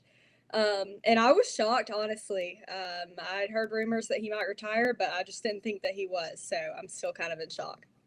Yeah, it was one of those things that you kind of heard it for so long that you thought, okay, he's gonna retire. It's something that kind of makes sense, like after 300 wins, or after he wins it all, or he wants to experience the 12-team playoff, or at age 75, or some sort of round number or something. And then it just really felt like it came out of the blue, which has been great for us, as evidenced by the great coach that we got, Travaris Robinson. I think I got that right. Now already affectionately known as T-Rob, who they have already tried to steal back and failed. And that leads me to Caleb Downs. What do you put percentage-wise chance that he comes to Georgia? And I'll kick it off with 51-49%. You think? That's what I think. Yeah, I'd probably agree. It's hard for me to say one way or the other. Well, I think it's all going to boil down to money. Who gives him the best offer? And I gotta believe, with the current state of the Alabama program, that they're going to do whatever they can to keep him. And I think at the end of the day, it's an easier decision for a kid to stay, right? Right. There's nothing to do but stay. There's nothing to pack up. You're there. You just keep on doing your thing. So, barring, I don't know his relationship with his coach. I would think that it's close. I mean, I would think they have a close relationship with him being his position coach. Right. And it's highly thought of, as Coach Robinson is, that's got to have some sort of bearing. But man, oh man, how nice would it be to have that guy in your defensive backfield with Malachi Starks and Bolden and Robinson and Everett and Humphrey, and the names go on and on and on.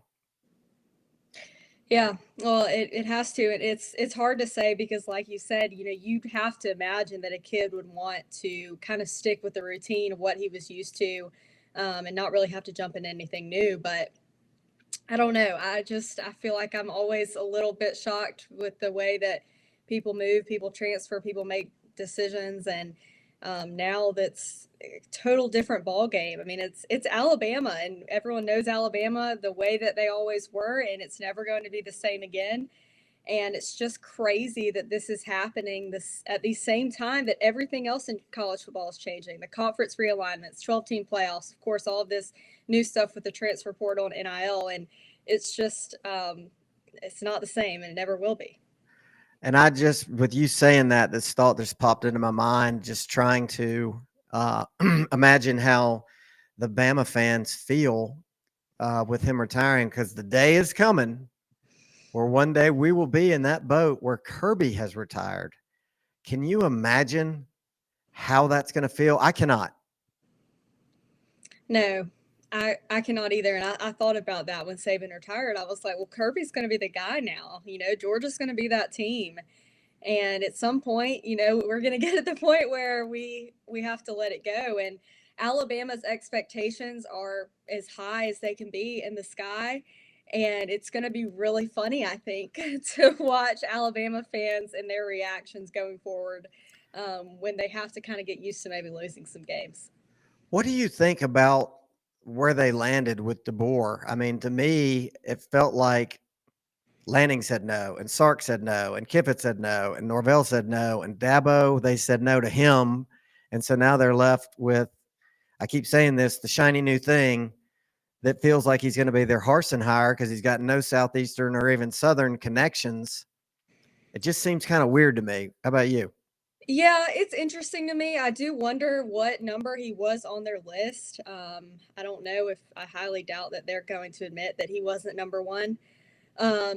I think it's a good hire. I don't think that there's really any proof that he can't do it with how high his win record is, and of course what he did the past couple years in Washington.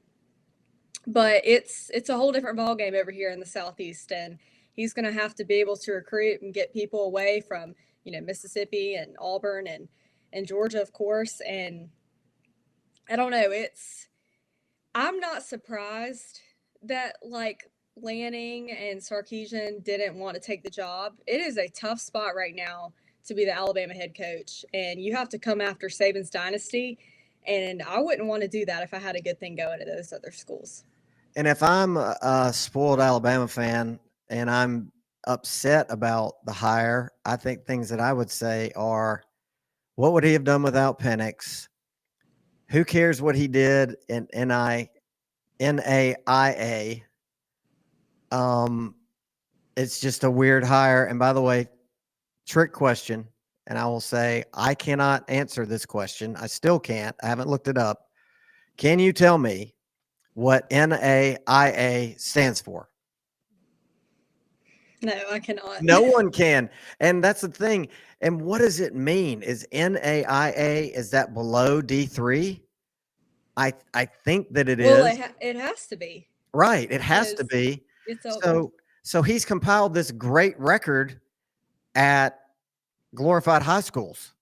I mean, the equivalent, this what has happened with him is the equivalent of a high school coach ending up with the most coveted job in all of college football, because really he had 2 good years in a Pac-12 school with a great quarterback. That's fair. Yeah. Yep. Which is I mean, great. Hey, I'm excited. I think it's a great hire. I like it. I like the fallout so far. I hope their whole team goes in the portal. it's going to be so interesting. I mean, it's there's no telling how many games they're going to win. I mean, I would probably say 10. I'd give them 10 wins next year. But who knows? I mean, I haven't seen, or I've seen it, but I don't remember it. Have you done much of a study of their schedule? yes, I have. They actually have a pretty easy draw, in my opinion. Of course, they have Tennessee and Georgia, but besides that, well, they do have LSU, so those are their tough ones. But they don't have Texas. I think they have Oklahoma. They don't have Mississippi. I think they have Vanderbilt, of course, Auburn, maybe Mississippi State. No, look, I've got it. They got Western Kentucky, USF, at Wisconsin, big deal. Who cares? They got us at home, at Vandy, South Carolina at home. They go at Tennessee. They got Missouri at home. That could be a tough one. That could be tricky. At LSU. Then they play the Mercer Bears at home, at Oklahoma, and Auburn at home. So, I mean, I think it's a pretty Okay. easy, pretty Well, they do easy have Missouri. schedule. I didn't realize they have Missouri. I was thinking they might have had State or somebody else, but not too bad. I see us as obviously their toughest game. And other than that, I don't see them losing. I mean, well, LSU will be tough. Missouri will be tough. But, Yeah, the I think committee's there's no doubt we beat them. the committee's going to want them in because they want brands. Now, question for you. How much input will the committee have because of the way it's structured? Because this coming year, it's the 5+7. So it's whoever wins the 5 conferences, but then it's 7 bids, right? Mm-hmm. So that means that the committee is still in play. Definitely, yeah. Okay, go ahead. Yeah, so something I looked and found interesting was this year after the regular season, so prior to the bowl games, there were exactly 12 teams that had 2 losses or better. Once you got to that 13th ranked, it was the 3-loss team. Checked last year, it was 12 teams again. And so I find that really interesting. If that's the case again, there's not going to be, of course, you're going to be deciding what the ranking is, but there might not be a huge decision making when it comes to who makes those 12 teams. And why do we have to depend on a committee to do those rankings versus people who know a lot more? And I know they say, oh, I don't get to watch games, but they're going to be able to know enough by watching the top 12 teams to know. And that is, I think we should rely on the coaches poll. I agree. We always agree. The committee is going to make some absurd way of ranking these teams so that they can see the games that they want. They're not going to want to see the rematch. There's going to be 3 or 4 SEC teams in this. There's going to be 2 or 3 or 4 Big Ten teams in this. They're not going to want to see Georgia, Alabama, or Ole Miss, Missouri, or whatever. They're not going to want to see the rematches that they saw in the regular season. And I think we might still have some debate surrounding the committee next year. And so as we're talking, I think about this. They have a tremendous money influence in that first round for who the 4 teams are that get that home game. Those, I would make a case that that's $100 million decision between those 4 games, $25 million apiece into each of those towns that get to host those games. That is wild to think about, that you're putting that kind of power in the hands of 13 people that nobody knows who they are. Right. It's such a small committee. And I think they should have to like broadcast it or show us what they're talking about, because I mean, I still can't get past why Florida State was ranked 5th. How is Florida State not going to be in the playoffs, but then they're ranked ahead of Georgia? How does that make any sense? So I think that it's absurd that we don't have any proof of why they made those decisions. It's literally a smoky back room. It's a cliche that these guys get to make this decision behind closed doors. They trot out some guy to be their spokesman to talk to ESPN when I'm sure that he's already been given the questions, because I find it very hard to believe these guys can think that well on their feet. The whole thing is just bizarre that one of the biggest sports in the world is decided this way. It's subjective. It should be objective. Yeah, and I've never understood like why we have the college football playoff committees come out in like 2/3 of the way through the season, and then it's like all of a sudden this like big deal and talked about. I just don't even understand the point of that. Because they don't want to be under that much scrutiny until they allegedly have enough facts to back it. They don't want to come out there at the beginning of the year and have Colorado ranked at 10 and then look like the fools that they are when Colorado ends up ranked 78th. Yeah. Yeah. Can you? It's so frustrating. I just can't get past the way that they ranked the teams. Well, and to your point, if Florida State's 5, then they should be 10. Right? But it makes no sense. If you're not going to put them in the top 4, then they should not even be in the top 8. Well, they preached about how we're doing this based on how good of a team you are, not your record, not anything like that. They said it literally right before they picked on the selection show, we're doing the 4 best teams. That's part of the reason why I had a little bit of false hope that Georgia was still going to make it, because I was like, okay, like if we're doing 4 best teams, we're going to make it. Yeah. And then I look at it and it's like Alabama and Texas are in. And I'm like, okay, I'm not surprised because they love Alabama. And then Florida State's ranked 5th. And I'm like, hold on a minute. So Florida State's a better team than Georgia? Right. And then we beat them by 60. Right. Yeah, it was. I just feel like they exposed themselves by doing that. Oh, 100%. And not that they even needed exposing to me at that point. You know, if you're going for the 4 best teams, why is Washington even there? I mean, like I said, 8 one-possession games. They were this year's TCU. They had no business being there, but everybody loves the Pac-12. They're the media darling because it's the last year of the Pac-12. We've got to have a Pac-12 team because we got to have that TV market. We got to have the Northwest. We got to Yeah. have somebody on the West Coast to keep these people interested. And I'm still not impressed by Texas this season. I mean, I know they beat Alabama. That's why they were in. I understand that. I don't have a problem with that. But Texas had a ton of one possession games this year. They smoked Oklahoma State. Oklahoma State is terrible if you look at their resume. Right. So, in my opinion, I wouldn't have even said that maybe they were one of the top 4 teams. Right. I agree with you. I totally agree. Okay. Speaking of the Pac-12, what happens with them?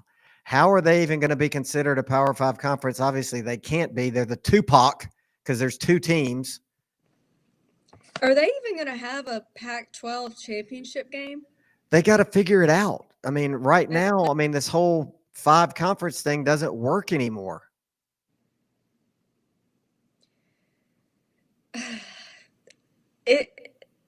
I don't know what they're going to do. They don't know what they're going to do. And the only thing, I hate the Pac-12's gone. I hate the change. But I am super excited that the Big Ten is going to be harder competition now. Because it couldn't be any easier. And I'm excited that they're going to burn tons and tons of jet fuel to fly all over the country, because I think that's going to hurt recruiting from a guy who's thinking, oh, I'm going to go to UCLA, I'm going to go to USC, and I'm going to play in the sun. Not so much. You're going to go to Michigan. You're going to go to Michigan, and you're going to go to Ohio State and Indiana and Penn State and all these cold northern schools that you don't want to go to. Good point. Is Nebraska in the Big Ten? I believe so. Yeah, that's another terrible school to go to in the winter. Yeah. I want somebody to tell me what's going to happen with the Pac-12 situation and how that factors into the playoff. Yeah, I want someone to tell me that too, because I've been thinking about that a lot. That's a question for Paul Feinbaum, because I need a follow-up call to him about how the tiebreaker works next year in the SEC. I know. Yeah, we still need an update on that. You know, I was walking my dog, my English bulldog, when I found out and my phone started blowing up, and I had just walked outside from watching the Paul Feinbaum show, and it was a happy-go-lucky, no news day. And then my phone blew up, and I basically hung up on who I was talking to, and I walked inside, and the whole tone had just shifted to just like a funeral. They were in shock. They couldn't believe that their worst nightmare had finally come to fruition, and it was fun to watch. I bet. I didn't get to see that. Yeah, that's why I record them. Because then I went back to, they were interviewing somebody as it hit, and it's flashing across the screen, and you can't see Paul. And there's like this one still shot where you could see this look on his face as he's looking up and he figures out what's going on, and it's priceless. I need to try to check that out. Do you think that the Big 12 is going to get better or worse? Because they're gaining Arizona, who actually ended up having a really good year, Arizona State, Colorado, and Utah. Worse. It's going to get worse. They're losing their 2 top marquee names. It's going to get worse, but it'll be interesting, I think, to see how. The Big 12's never real. Well, they're going to be one of those conferences that they only get their champion in. Mm-hmm. You know, like their conference, Definitely. they'll only get their champion in. ACC will probably only get their champion in. Pac-12, who knows? And then the rest of the 12 will be outfitted with Big Ten and SEC.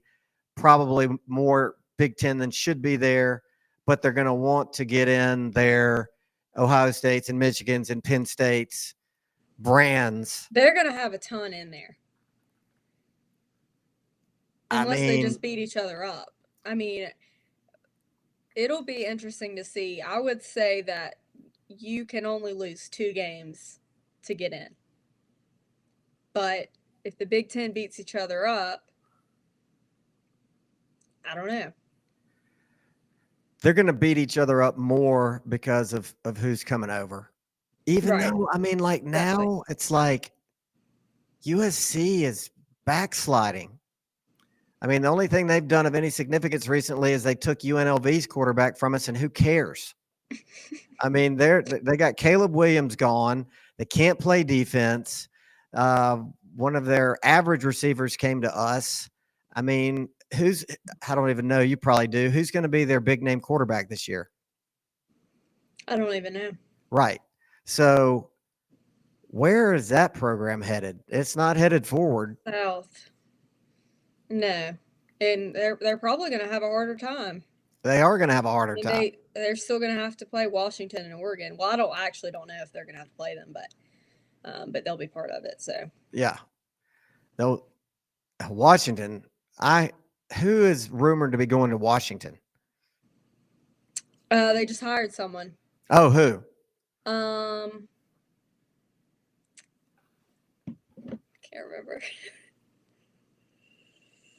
Let's see.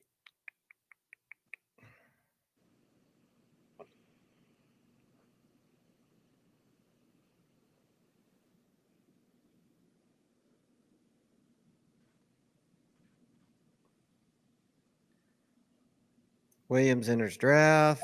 Jed Fish.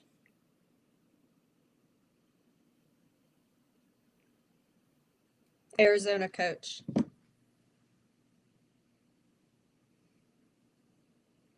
Yeah, I'm looking at it. What a great name that is to not get excited about coming to be your coach.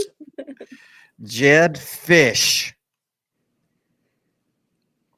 Well, to me, one of my biggest worries about the whole Saban retirement is the ripple effect. You know, like all of a sudden Washington's job's open and they snag somebody like Schumann. And so far it's done just the opposite. It's worked in our favor. It has worked in our favor, which we deserve. Because Yes. nothing else worked in our favor. No.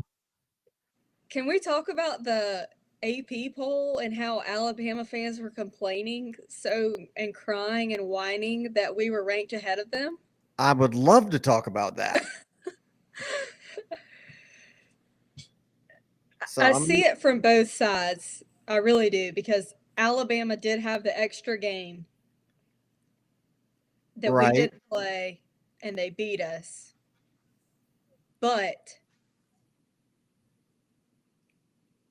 they never should have been ranked ahead of us. That's true, and I'm trying to get to with 2-1 losses, even though it is head-to-head.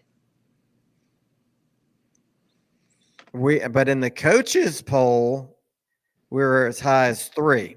Right.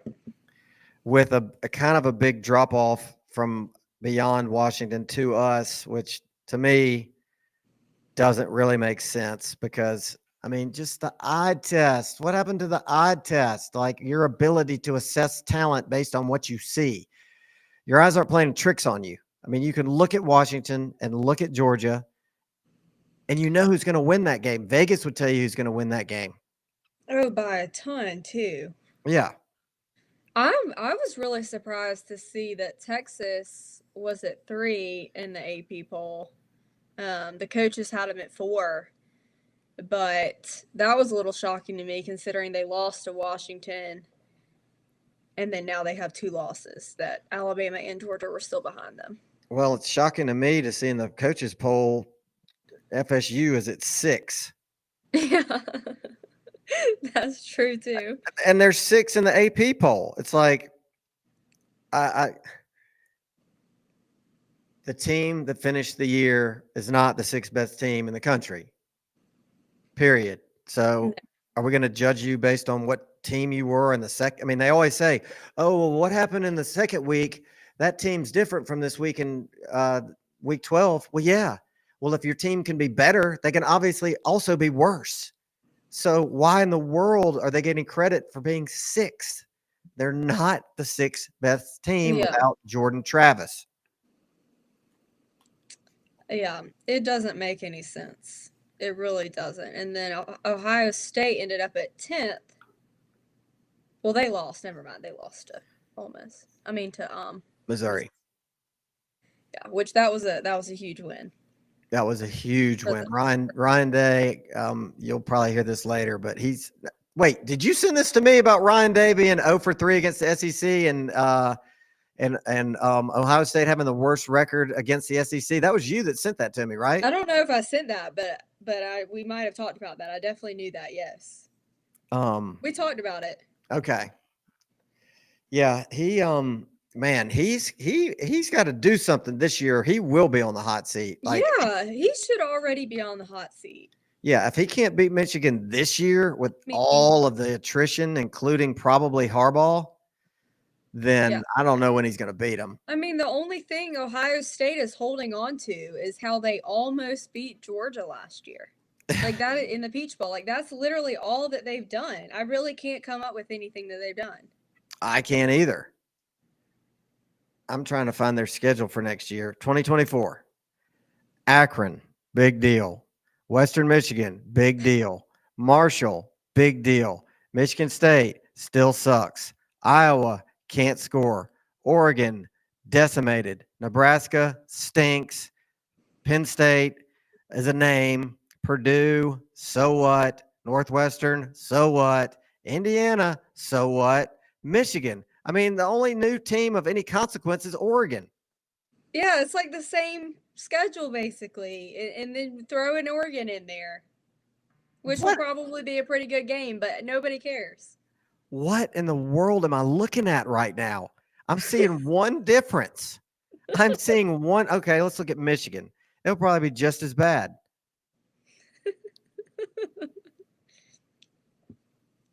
All right, 2024 schedule. No, this can't be right. Oh yeah. Now Michigan plays Texas.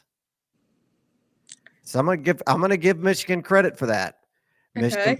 Michigan has Southern Cal at home, Minnesota at Washington, at Indiana, Michigan State, Oregon at home, Indiana, Northwestern, Ohio State. Now that I hate to say it. Way more. I hate to say it, but I mean it's a noticeable change, especially I'll give you credit for Texas.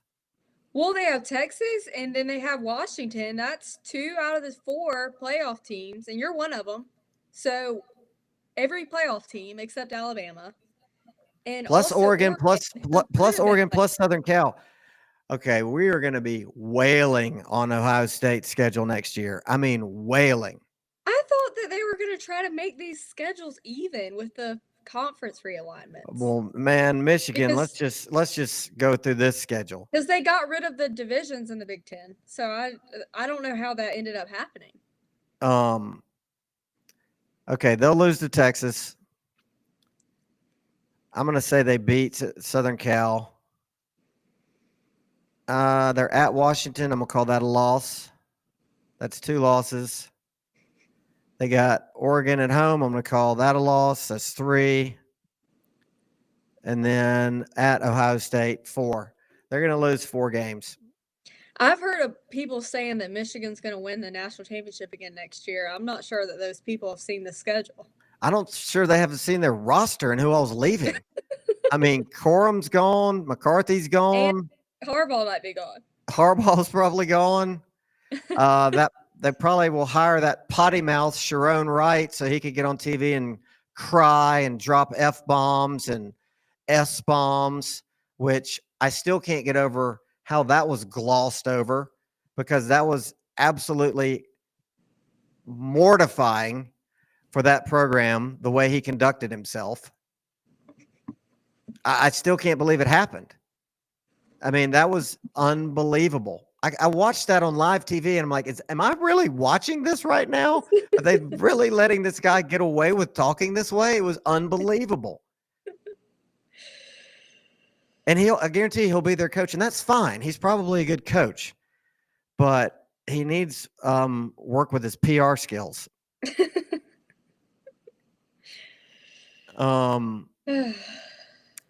don't know. Can't get here quick enough. All we got to look forward to now is G-Day. Yeah. At least we get to watch the portal now that Alabama's crumbling. And how crazy is it that we're living in a time right now where Bama's portal is open and nobody else's is, and it's just open season on their portal. Yeah, it's really interesting.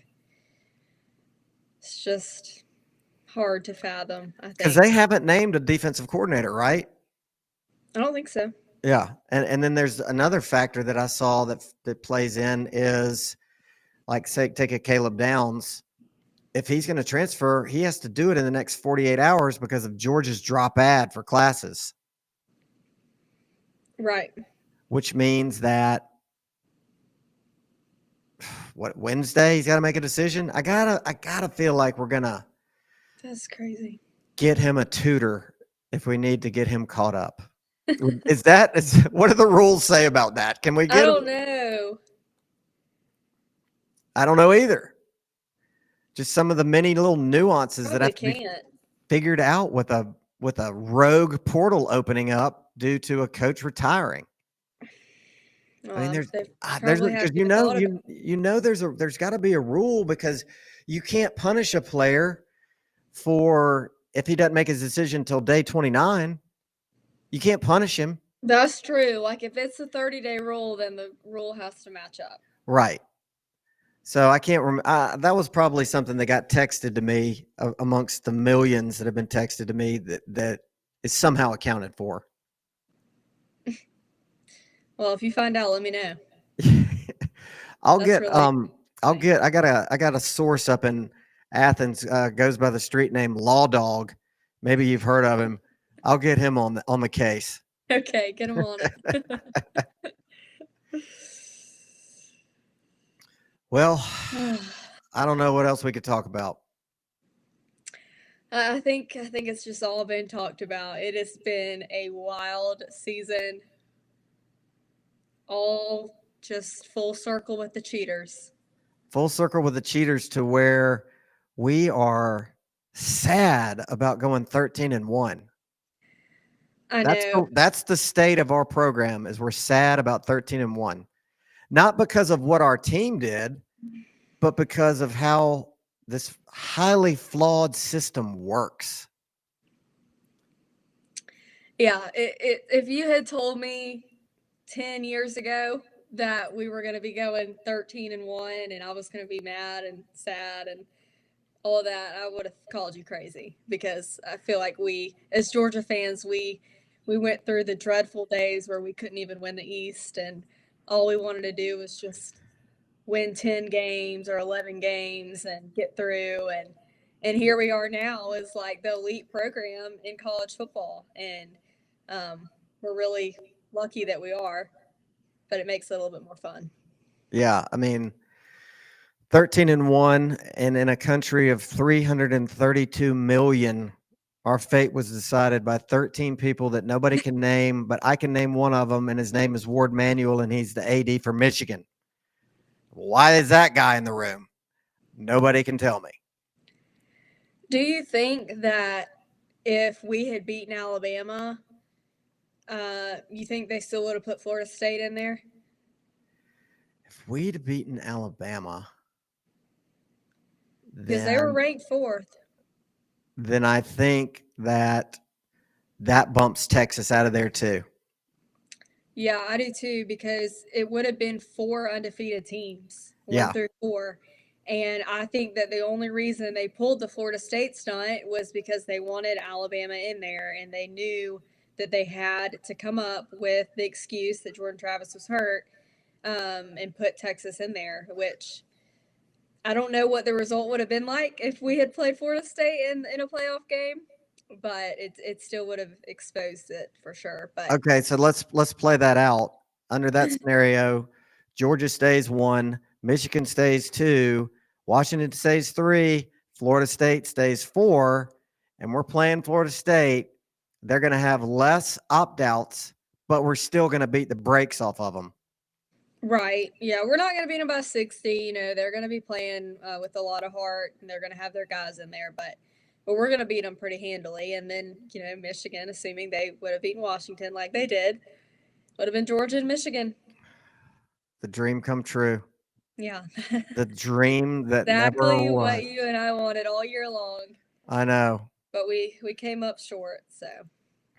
But let's play worst case scenario in that scenario. if we had lost to Michigan in the Natty, would your bitterness level be higher than what it is now for being left out? I don't know, man. That's a really good question. Yeah. I think I would be a lot more heartbroken than, like, I'm not super heartbroken that we didn't get it. I'm very mad, but it didn't like break my heart. I was just kind of like, oh well. But like if we had gone and played Michigan and then let the cheaters beat us, I would have been embarrassed. I would have been upset. I would have been mad. I think I would have been less bitter because I'd at least have been there. Really? Yeah. And I would have finally known conclusively, okay, they beat us, so I have to admit they're better than us. I probably would be less bitter. I'd be more heartbroken though. But yeah, I'm pretty bitter. That's you just nailed it. You'd be less bitter but more heartbroken. That's perfect. Yeah, because I don't think I could be more bitter than I am. Like, Right. Yeah. when they put Alabama on the screen on Selection Sunday, I was so mad. That was like you just got in a fight and got beat up. And when you were trying to get up, somebody kicked you in the face and broke your nose. It was just double whammy within like 12 hours. Yeah. It was brutal. Absolutely brutal. But, Cassidy, if these are the biggest problems in our lives, life is good. It sure is. And it's always great to be a Georgia Bulldog, regardless of how we are mistreated by a nameless, faceless committee of nobodies. And we're coming back next year. We're gonna get our dogs together. Carson Beck, he's gonna hopefully lead us to one. I feel great about next year. I couldn't feel any better. I mean, I guess if Bullard or McConkey had come back, because Bowers was never coming back, or Mims, but he wasn't really ever coming back. But, it was out there for a little while that there was a shot with Bullard and McConkey. I know. I was really sad when Bullard announced. I was felt too. like he was giving hints that he was going to stay. And yeah. I just hate seeing our guys go. Like, I'm happy for him. So happy for him. I can't wait to watch the draft. But it always is just kind of a little bit of a sad moment in December and January. It is. But you can look at it from their shoes and go, like McConkey. He's been injured a lot. Does he need another year of wear and tear in college? No. Is our receivers room overflowing? Yes. Take the money and run. Bullard, with his pedigree, with what he's done, he's got no reason to come back. It totally makes sense for him and Kamari to go pro, right? Definitely. So, but then you start getting, the Brinsons and the Stackhouses and the Trusses and the Ratledges and the Becks coming back. And it's like, okay, here we go. We're reloading. I don't know. And then you start getting, you pick up ATN and the receiver from Miami and the guy from Vanderbilt and the guy from USC. Is that Michael Jackson the third? Was that who we got? Did you know that it was Michael Jackson the third? That's what we got. Yeah, I think. Yeah. Which means his dad is Michael Jackson the second. Which means that the granddad was probably named Michael Jackson like very early in the real Michael Jackson's career. That would make sense. I'm sorry, I got off on a tangent thinking about Michael Jackson III. So anyway, we're stacked. We are. I'm so excited, and this is going to be a fun year. Now comes the hardest part, waiting. Just like the line in the Tom Petty song, the waiting is the hardest part. And you probably don't listen to Tom Petty, and that makes no sense to you. But Sam does. Sam listens to Tom Petty, and so does Molly. So you just ask them. I know a few Tom Petty songs.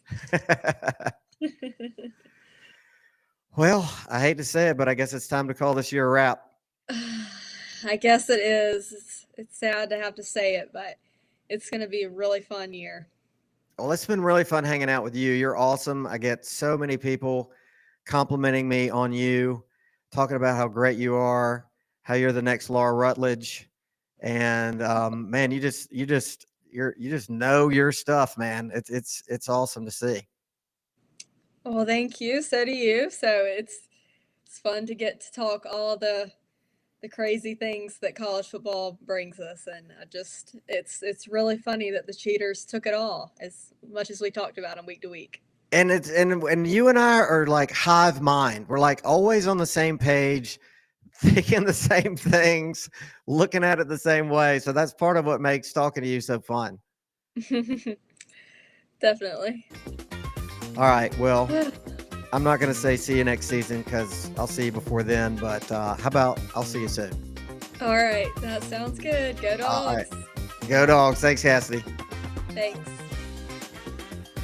The Mad Dog Show is proudly sponsored by The Samford Company, Dogbone.net, Bulldog Illustrated, Classic City Collective, The Park Group Marketing and Media, Bib Distributing, Sellers Construction, Ventures Barbecue, Go Clean Co., Jay Lee, Attorney at Law, Pelicano Construction, Jags Pizzeria, Macon Monogramming, Ortho Georgia, Cherokee Brick, Progressive Communications, Butler Auto Group, ASP, Ward Mini Storage, Walthall Oil Company, Beach Services, Willingham Sash and Door, and Cranford Chiropractic.